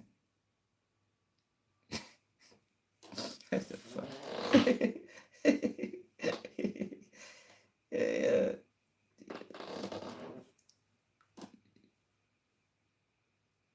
That's the big Carson, man. Oh, goodness. With me, and we actually met in my office. Is it like 20 years ago, Bobby? It's probably 20 years ago in New York. I was a developer, as you probably heard. Hey, Clarice, a lot of people from the hood make it. A lot of people from the hood make it, man. But a lot of people don't. A lot of people don't. Way more people don't than do. But you can't take a one situation or a few situations and say, look, just because he did it, I can do it. No, that's not reality, man. If that was the case, we'd all be rich. Because if that person got rich, I can get rich. That's a nonsense argument. It's not reality. Yeah, we don't know what happened in Ben Carson's life for him to get to where he got. You understand? He might have met somebody that changed his life, gave him an opportunity. Opportunity is the issue. It's not about race. It's about economics and opportunity. If you get put in a situation where opportunities is around, chances are, you're gonna make out good, man. You're gonna make out good. But you get in a situation where opportunity is limited, chances are, you might fail. That's just how that go. I always had very strong feelings about autism and how it happened and where it came from. And he and I don't know, the word got out. I do believe autism came from the vaccinations. We ain't hear about autism and shit like that when we was coming up. A lot of the things that's going on now, either vaccinations or the food or something. A lot of things that's going on now wasn't the thing, in the 80s, early 90s. And so something changed. I wouldn't say that people were very understanding of where we were, but it's turning out that we understood a lot more than a lot of people. Young CJ, why do you keep saying that? Yo, CJ, how can Charlie Kirk speak the truth of what's going on in the black community? Like, that sounds stupid. I can't believe, why y'all don't want to back down from that logic? That sounds dumb. How? He ain't from there. Know what Charlie Kirk did? Charlie Kirk reinforced stereotypes that you already believed. So in your mind, it's the truth. That's what he did, y'all. He didn't speak the truth. He just reinforced what you already believed. That's it, and that's all. You already believed everything he's saying. All he did was reinforce it and be like, all right, well, I knew I was right. But that don't make it the truth. That don't make it the truth, man. Man, what black people? The Hodge twins? What the fuck you talking about? What black people, man? Like, y'all following the wrong black people. See, the problem is, y'all only want to follow black people that reinforce what you believe.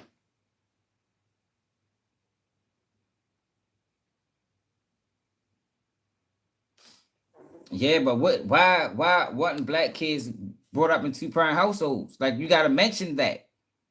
Like you can't, when you talking about what's going on in the black community, you can't start from the end. You got to go through the whole process of how we got there. Because it wasn't like that in the 60s.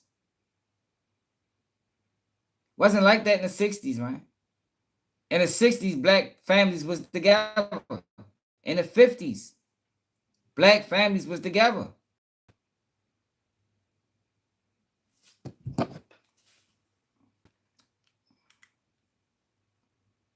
Hold on.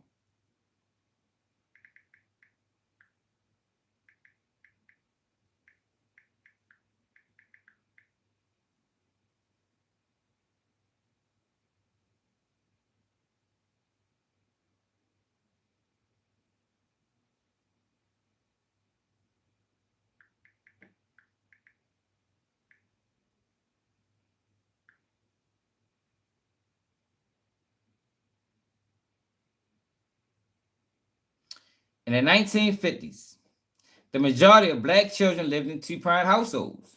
Let me show y'all this. So what happened? With the census data from 1960 showing that about 2/3, 66, 65, 66% of black children under 18 were living in such families. What happened, y'all? What happened? What happened? Since y'all know everything, what happened? So let's go to the 90s.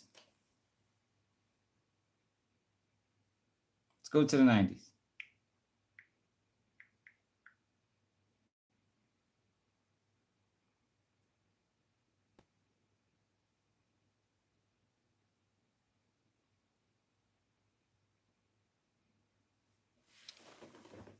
Look at this. The numbers are declining.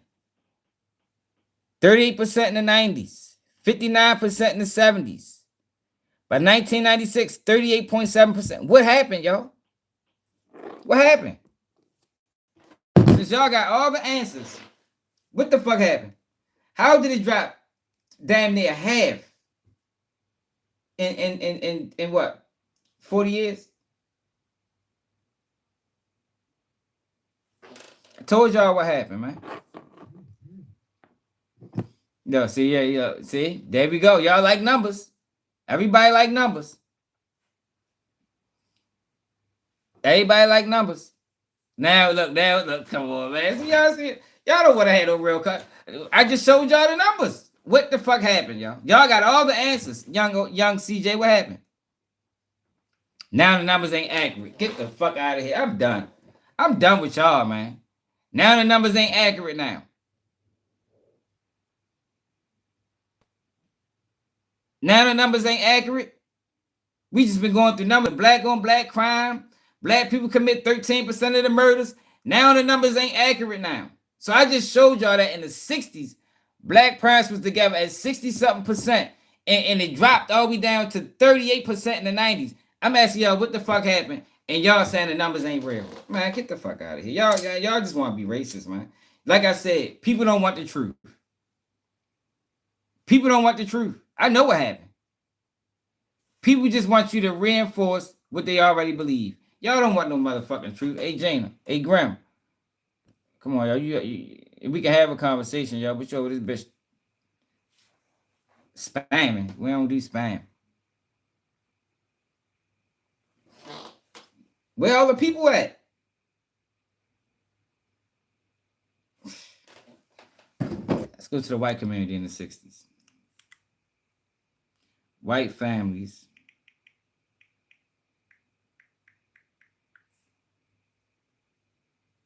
60s.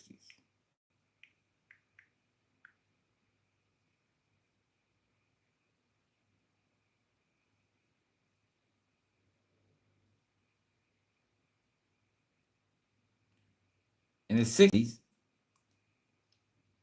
91% of white families was together in the 60s. 68% was together in the black community in the 60s. Let's see how much it changed for white people from the 60s to the 90s. 90s.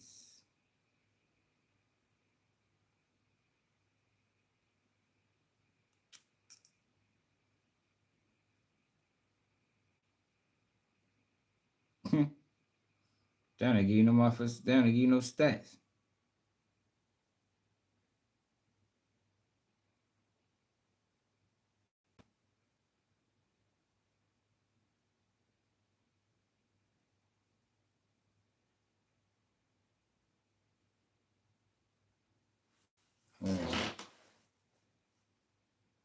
Change demographics.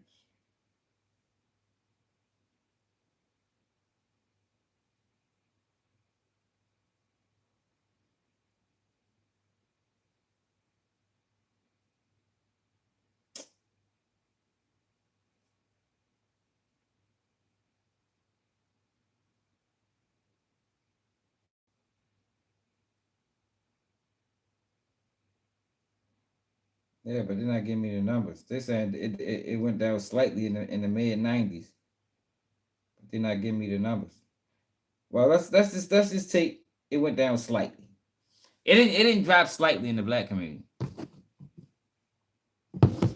It didn't drop slightly in the black community. At least that's not what the numbers say. You know, since we like numbers over here.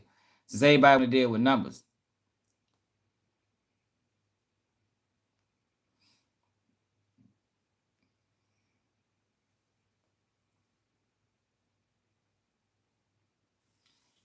See, y'all don't want to be real, man. I can't believe you. Y'all always move the goalpost.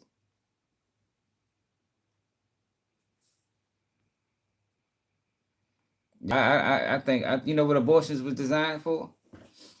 You know, Margaret Sanger was a racist. I know exactly. I know. I don't just be over this bitch talking, man. You ever watch Mahafa 21? MAAFA 21? And they talk about Margaret Sanger. And what the fuck is the name of that shit? Name of that fucking program? Can't remember the fucking program.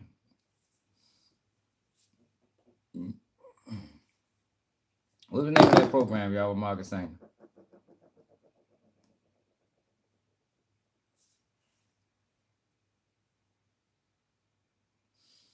Yo, the point I was trying to make is in the 60s, what happened between the 60s and the 90s? Propaganda. Yeah, but it was a program that Margaret Sanger was a part of. Eugenics program. Eugenics was aimed at black people. I asked my grandmother this one time. I asked her, I said, did you know why did they make abortions? You know what her response was? My grandmother, 80 something. She said to kill off black people. That's what she told me. But what happened when they first started this abortion thing is that it had a reverse effect. So what they did was they started putting them in our communities. It made them more accessible to black parents and black people. And the rates went up, you know, because it was promoted. Yo, propaganda is what destroyed black community. If you not even just propaganda, but it destroyed the image of black people to others. If you can destroy a person's image, you can destroy a group of people. You understand what I'm saying? So if I can show y'all that these people are dangerous, and then produce statistics to say, oh, these people are dangerous. Now what I can do is I can come back and I can give them life in prison for fucking theft. You know what I mean? I can give them life in prison, yo, for minor offenses. I can brutalize them by the police because I didn't convince y'all that, yo, this is what these people deserve. It was a narrative ran on the black family that separated the black family. But they didn't tell y'all that that's what actually happened. You know, they just told y'all that black men wouldn't take care of their kids. But what I'm asking y'all is, how did the number go from 66% to 38%? Yo, that is a major decrease.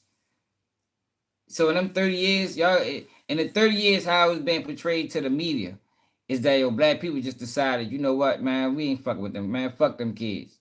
Yo, but that's not what happened, yo. From the 60s, you had motherfucking assassination of Martin Luther King, Malcolm X. In the 70s, you had the prosecution of the Black Panthers. In the 80s, you had crack epidemic. In the 90s, you had mass incarceration. So, of course, and all this shit was targeted at black men. This is all targeted at black men. You got the welfare system in full stride. That started in the 60s. You feel me? That started in 67. We watched the whole video on that. I remember growing up on welfare and a man couldn't be at the house. That was a rule. That was a rule, man. If you're getting welfare, a man cannot be at this house. So when you factor in the decision that the woman got to make, when you're dealing with men that's either on drugs or in jail, yeah, that's an easy decision. The father might be in jail anyway. He might have got caught in 3 strikes. You understand what I'm saying? You know, they made stiffer laws on crack cocaine after they infused crack into the community. So now what you'd have got 2 years for, you get caught with a gram of crack, you get 2 years for, now you're getting 20. That's an easy decision to make. Oh shit, man, fuck him. I want the system. So even when the father come home, he can't be really a part of the child life because that's gonna fuck up the assistance. This is a play, man. But Charlie Kirk don't tell you that. That's why I can't say Charlie Kirk was being real or Charlie Kirk was the truth. Because you can't give those numbers and those statistics and not explain them. You can't do that. You gotta explain how we got there. And then you'll get a better understanding. All right, I see how that happened. Instead of just villainizing a group of people and making a group of people the targets of propaganda. Because that's what Charlie Kirk did. No, he didn't, yo. Come on, young CJ. He ain't never said what I just said.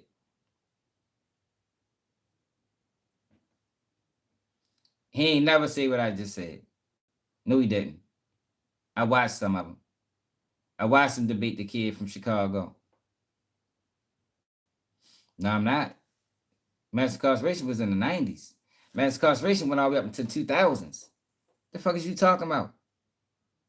Mass incarceration started in 94 and went all the way up into the 2000s.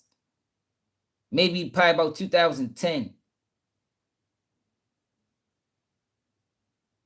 The crack epidemic was in the 80s.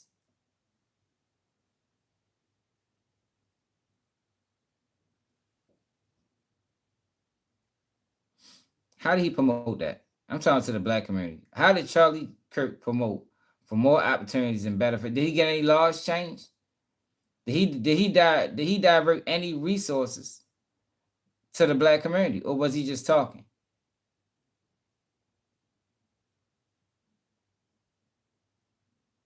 Was he just talking? Did he? Because he had the money to do it. Like if he was really for change, and he really he had the money. Turning Point. How much Turning Point USA worth? How much is Turning Point USA worth?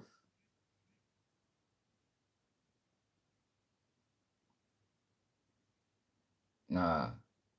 85 million in 2023. He could have did something. You talking about college. How you telling me help black kids with college, but he up that bitch talking against college?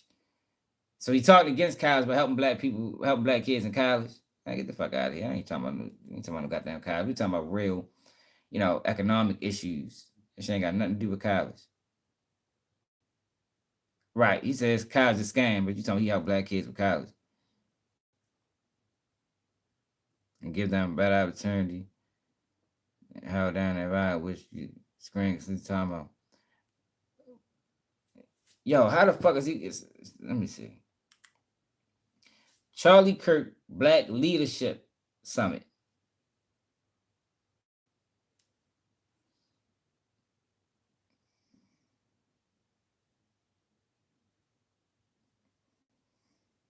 Who did he have here? Man, get the fuck out of here.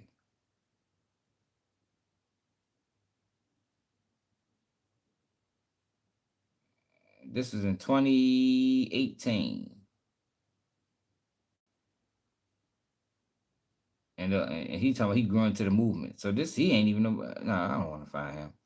I need videos. What he said. What did he say at these summits?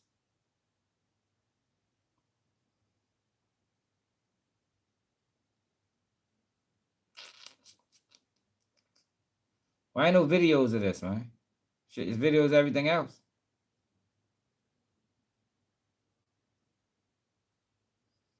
Why there's no videos? Oh, here we go. Oh, well, I don't think it's, I don't know what a victim is, man. You know, I think black people are thriving. I think we come out of some of the worst situations and still, it didn't say nothing. I ain't gonna hide the truth. It didn't say nothing. It got one person. It's a post from one person. Look, this is what I found. This kid talking about he went to every turning point from 2018 to 2025. Well, can you see that? Ain't that like what I'm saying? This all I seen.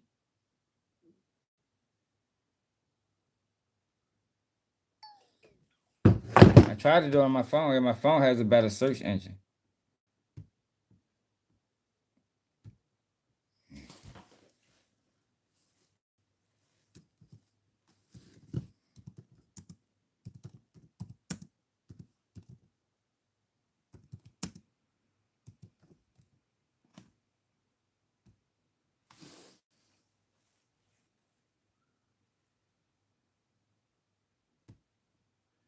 No.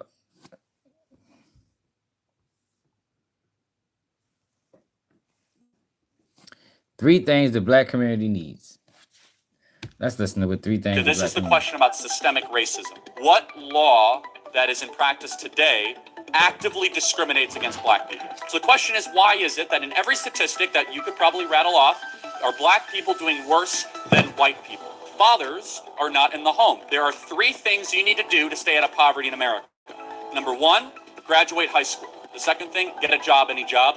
And the third thing is try to get married before you have children. And so look, graduate high school.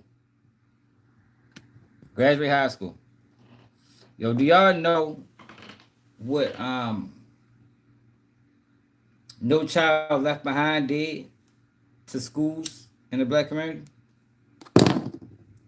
Some people know.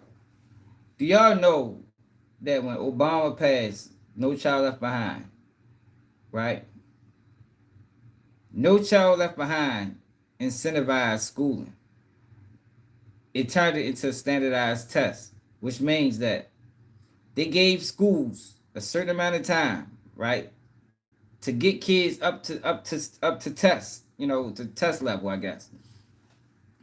And what happened was, if the kids didn't get to that, if the schools never reached that quota, schools got shut down.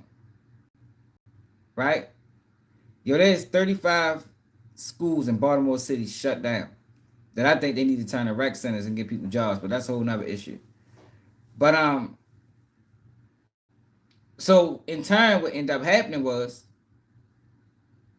teachers started lying on test scores. Teachers started lying on test scores. And the reason they started lying is because they wanted to keep their staff employed. They wanted to keep themselves with a job. So you looking around and the kids is not getting up, they're not getting the best education. So that sounds good, what he said. It's true. But when you're dealing with a system that's passing failing children, is it still true? That's what I'm saying, yo. He's not adverse to speak on these issues. He didn't say that.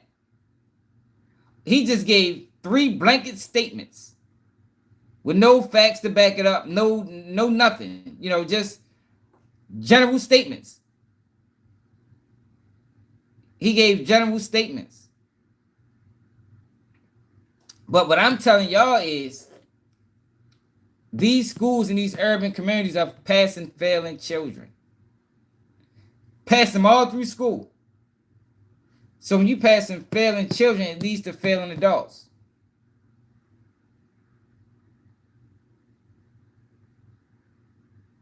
But he don't say that. But what he did was he reinforced the stereotypes. It sounds great. Let's tell him again. So some of what I believe has contributed to the downfall of some of these communities has nothing to do with white people with the neck on black people. Because this is the question. That's a lie. You see what he just did? He just took it all away from the system and made it all about accountability. Now, accountability is key, you know. But you can't take it away from the system that makes these things happen and just place it all on the feet of these people. You can't do it that way, man. What I just say to contradict anything I said? I said he was wrong. You know, two things could be true. Yeah, broadly, he's right. Broadly, he's right. But it's other factors that goes into these situations that makes him wrong. It's not a contradiction. That's just facts. Y'all didn't know that. Most of y'all didn't know that. What I just say to y'all about the No Child Left Behind and how these city schools are passing failing kids, y'all didn't know that because you're not from the fucking community. You haven't read none of the report cards. You're not from there. You don't know. He don't know. So he shouldn't have been speaking about it. I can go through every single one of his arguments and pick out lies that y'all believe was true. Because he just lied. He just lied.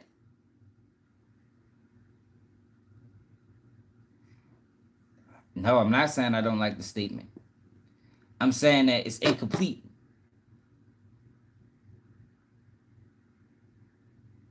Look, my man Lucky Four Leaf. I graduated from high school with a diploma and couldn't read videos on this, man. Look at this.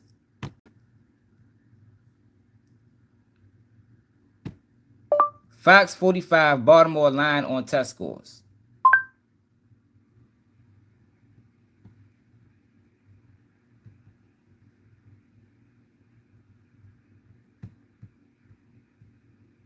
$4 years ago.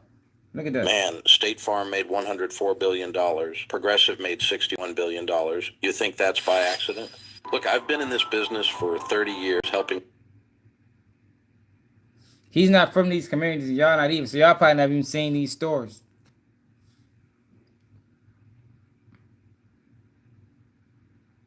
Exactly, DeAndre. And that's all I be trying to, and that's what I'm trying to get white people to understand. They keep saying he telling the truth. Yo, he don't know. He should never been speaking on black people issues, man. He should never been speaking on it.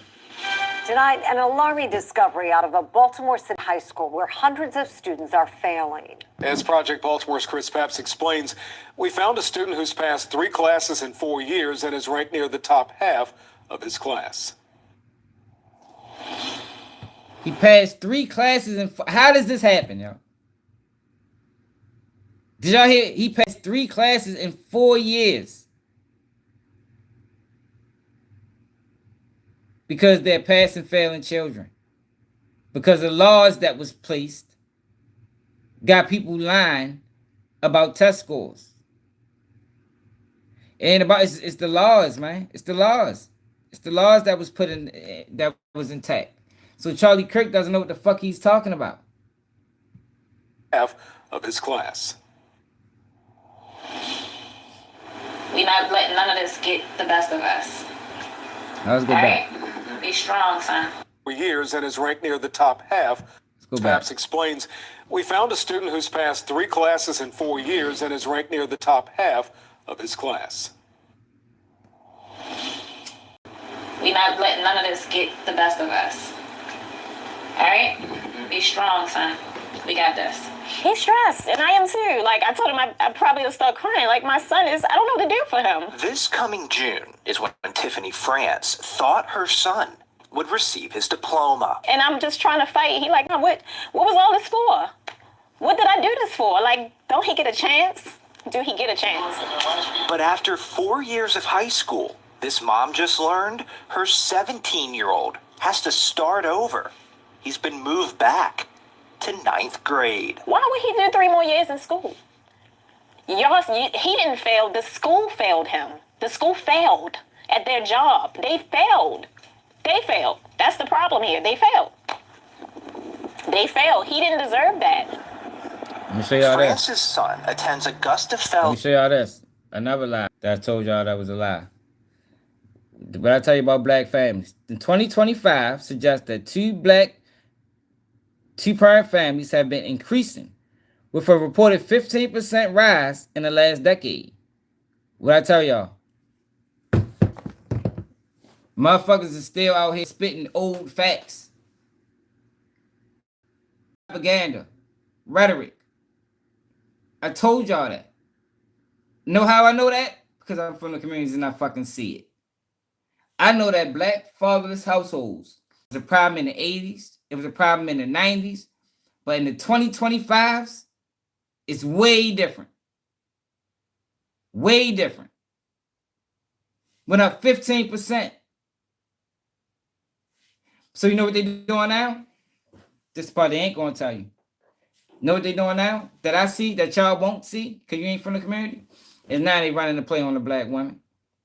So the same play that they ran on a black man, they running on a black woman. So now you got black women leaving the household and leaving the man to take care of the kids. Like, y'all just don't understand how this country works. I don't give a fuck about no George Floyd. Y'all understand how this country works and how media works and how propaganda works. You only understand it when it's working towards black people, but you don't understand it when it's working the other way. Savage Institute of Visual Arts in West Baltimore. His transcripts show in 4 years, he has passed just 3 classes, earning 2.5 credits, which places him in 9th grade.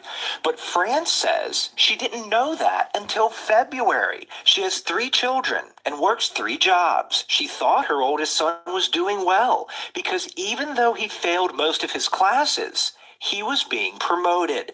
His transcripts show he failed Spanish 1 and Algebra 1, but was promoted to Spanish 2 and Algebra 2. He also failed English 2, but was passed on to English 3.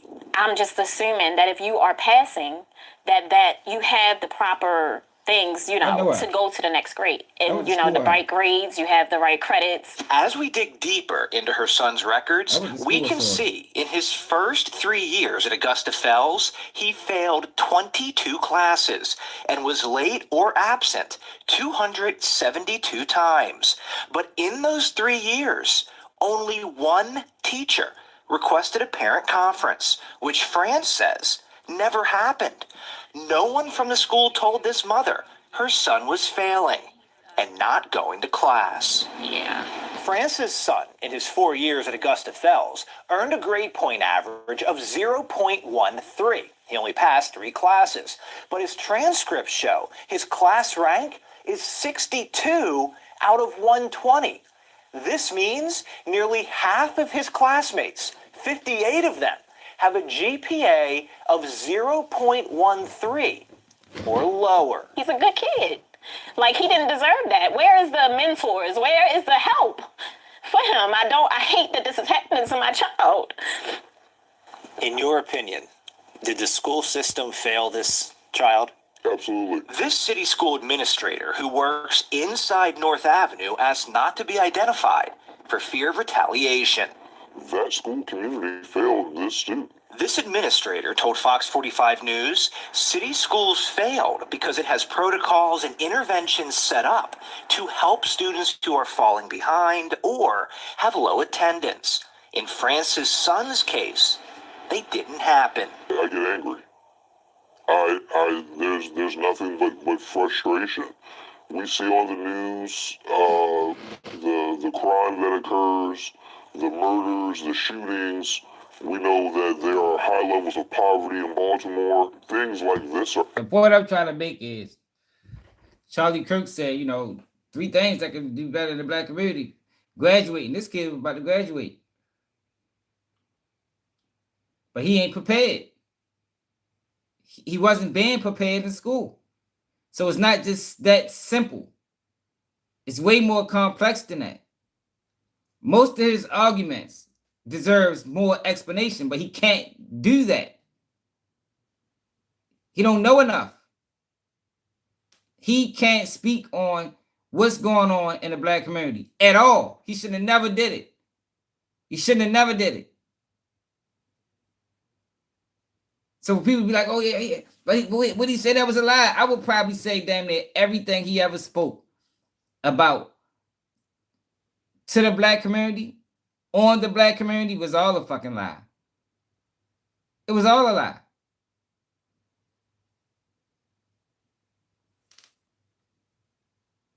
Exactly. Come on, man. Like he don't know what the fuck he's talking about, man. Don't know what he's talking about. And people that follow him, y'all just want to. All he doing is reinforcing what you already believe, but that don't mean you necessarily getting the truth.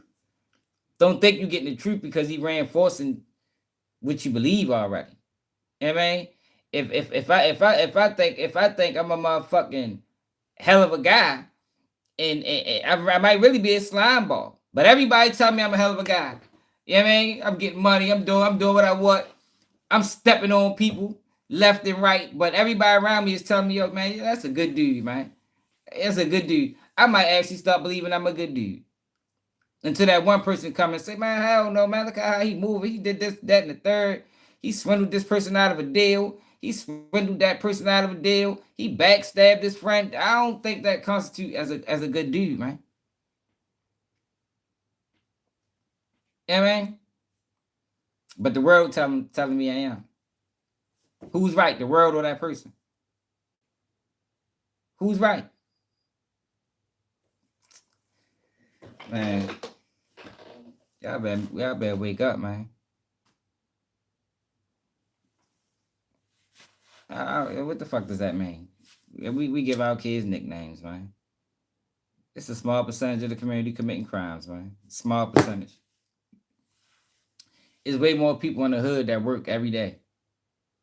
Think on what it is. Yo, it's way more people in the hood that work every day than committing crimes. Way more. Way more.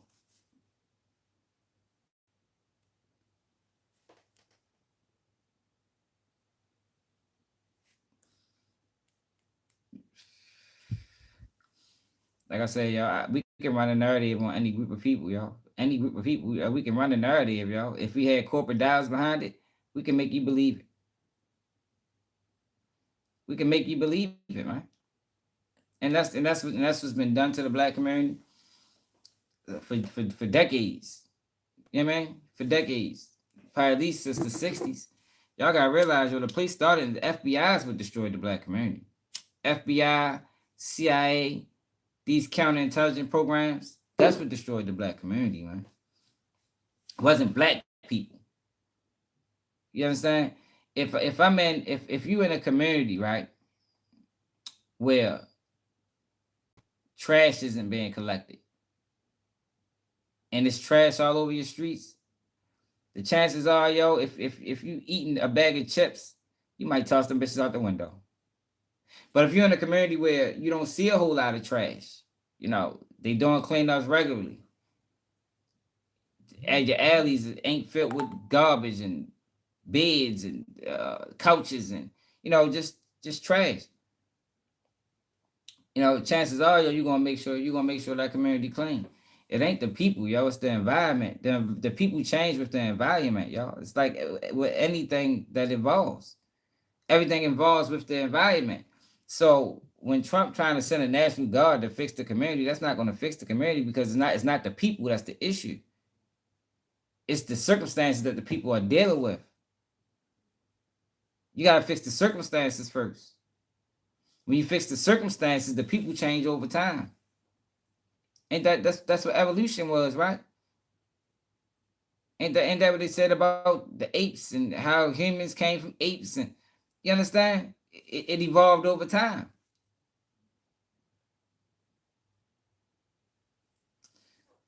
But y'all don't want the truth. Y'all want Charlie Kirk. Yeah, man. Y'all want motherfucking Ben Shapiro. What's the black dude name? Y'all want the Hodge twins. Or one of them other fuck boys that just be talking and don't know shit. All they doing is trying to monetize. I can make a lot of money. I can make a lot of money if I was to go the other route, and I would just speak to all the rhetoric that y'all believe. Y'all be cash apping me, all type of shit. I mean, I might have talked that turning point. I might have been at a turning point rally. You hear me? If I was on the business over here talking. Right. They were I don't want no Al Sharpton. I think Al Sharpton the problem. I think most people that survived that civil rights movement is compromised. That's what I think. Most of them, probably all of them. If you survive, if you was a pro-black speaker in those times, and you survived, you was compromised, because they was killing all of them, and the ones that didn't kill, they sent to jail.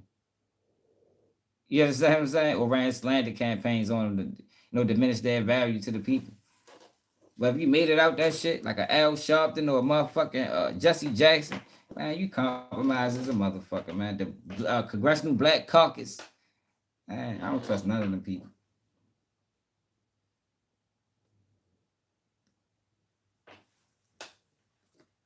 Yo, I gotta pick my kids up from school.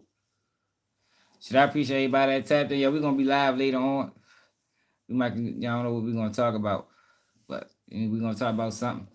Make sure I hit that like button. Make sure y'all share the live. I gotta get my kids from school.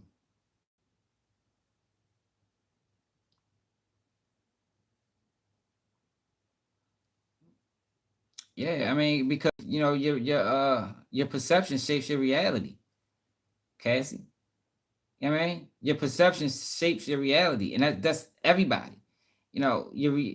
If I grew up in a rural community, where everybody was hard working class people, chances are, I might work on the fucking if I grew up on a farm, chances are I might do some work involving farmland, some agricultural work.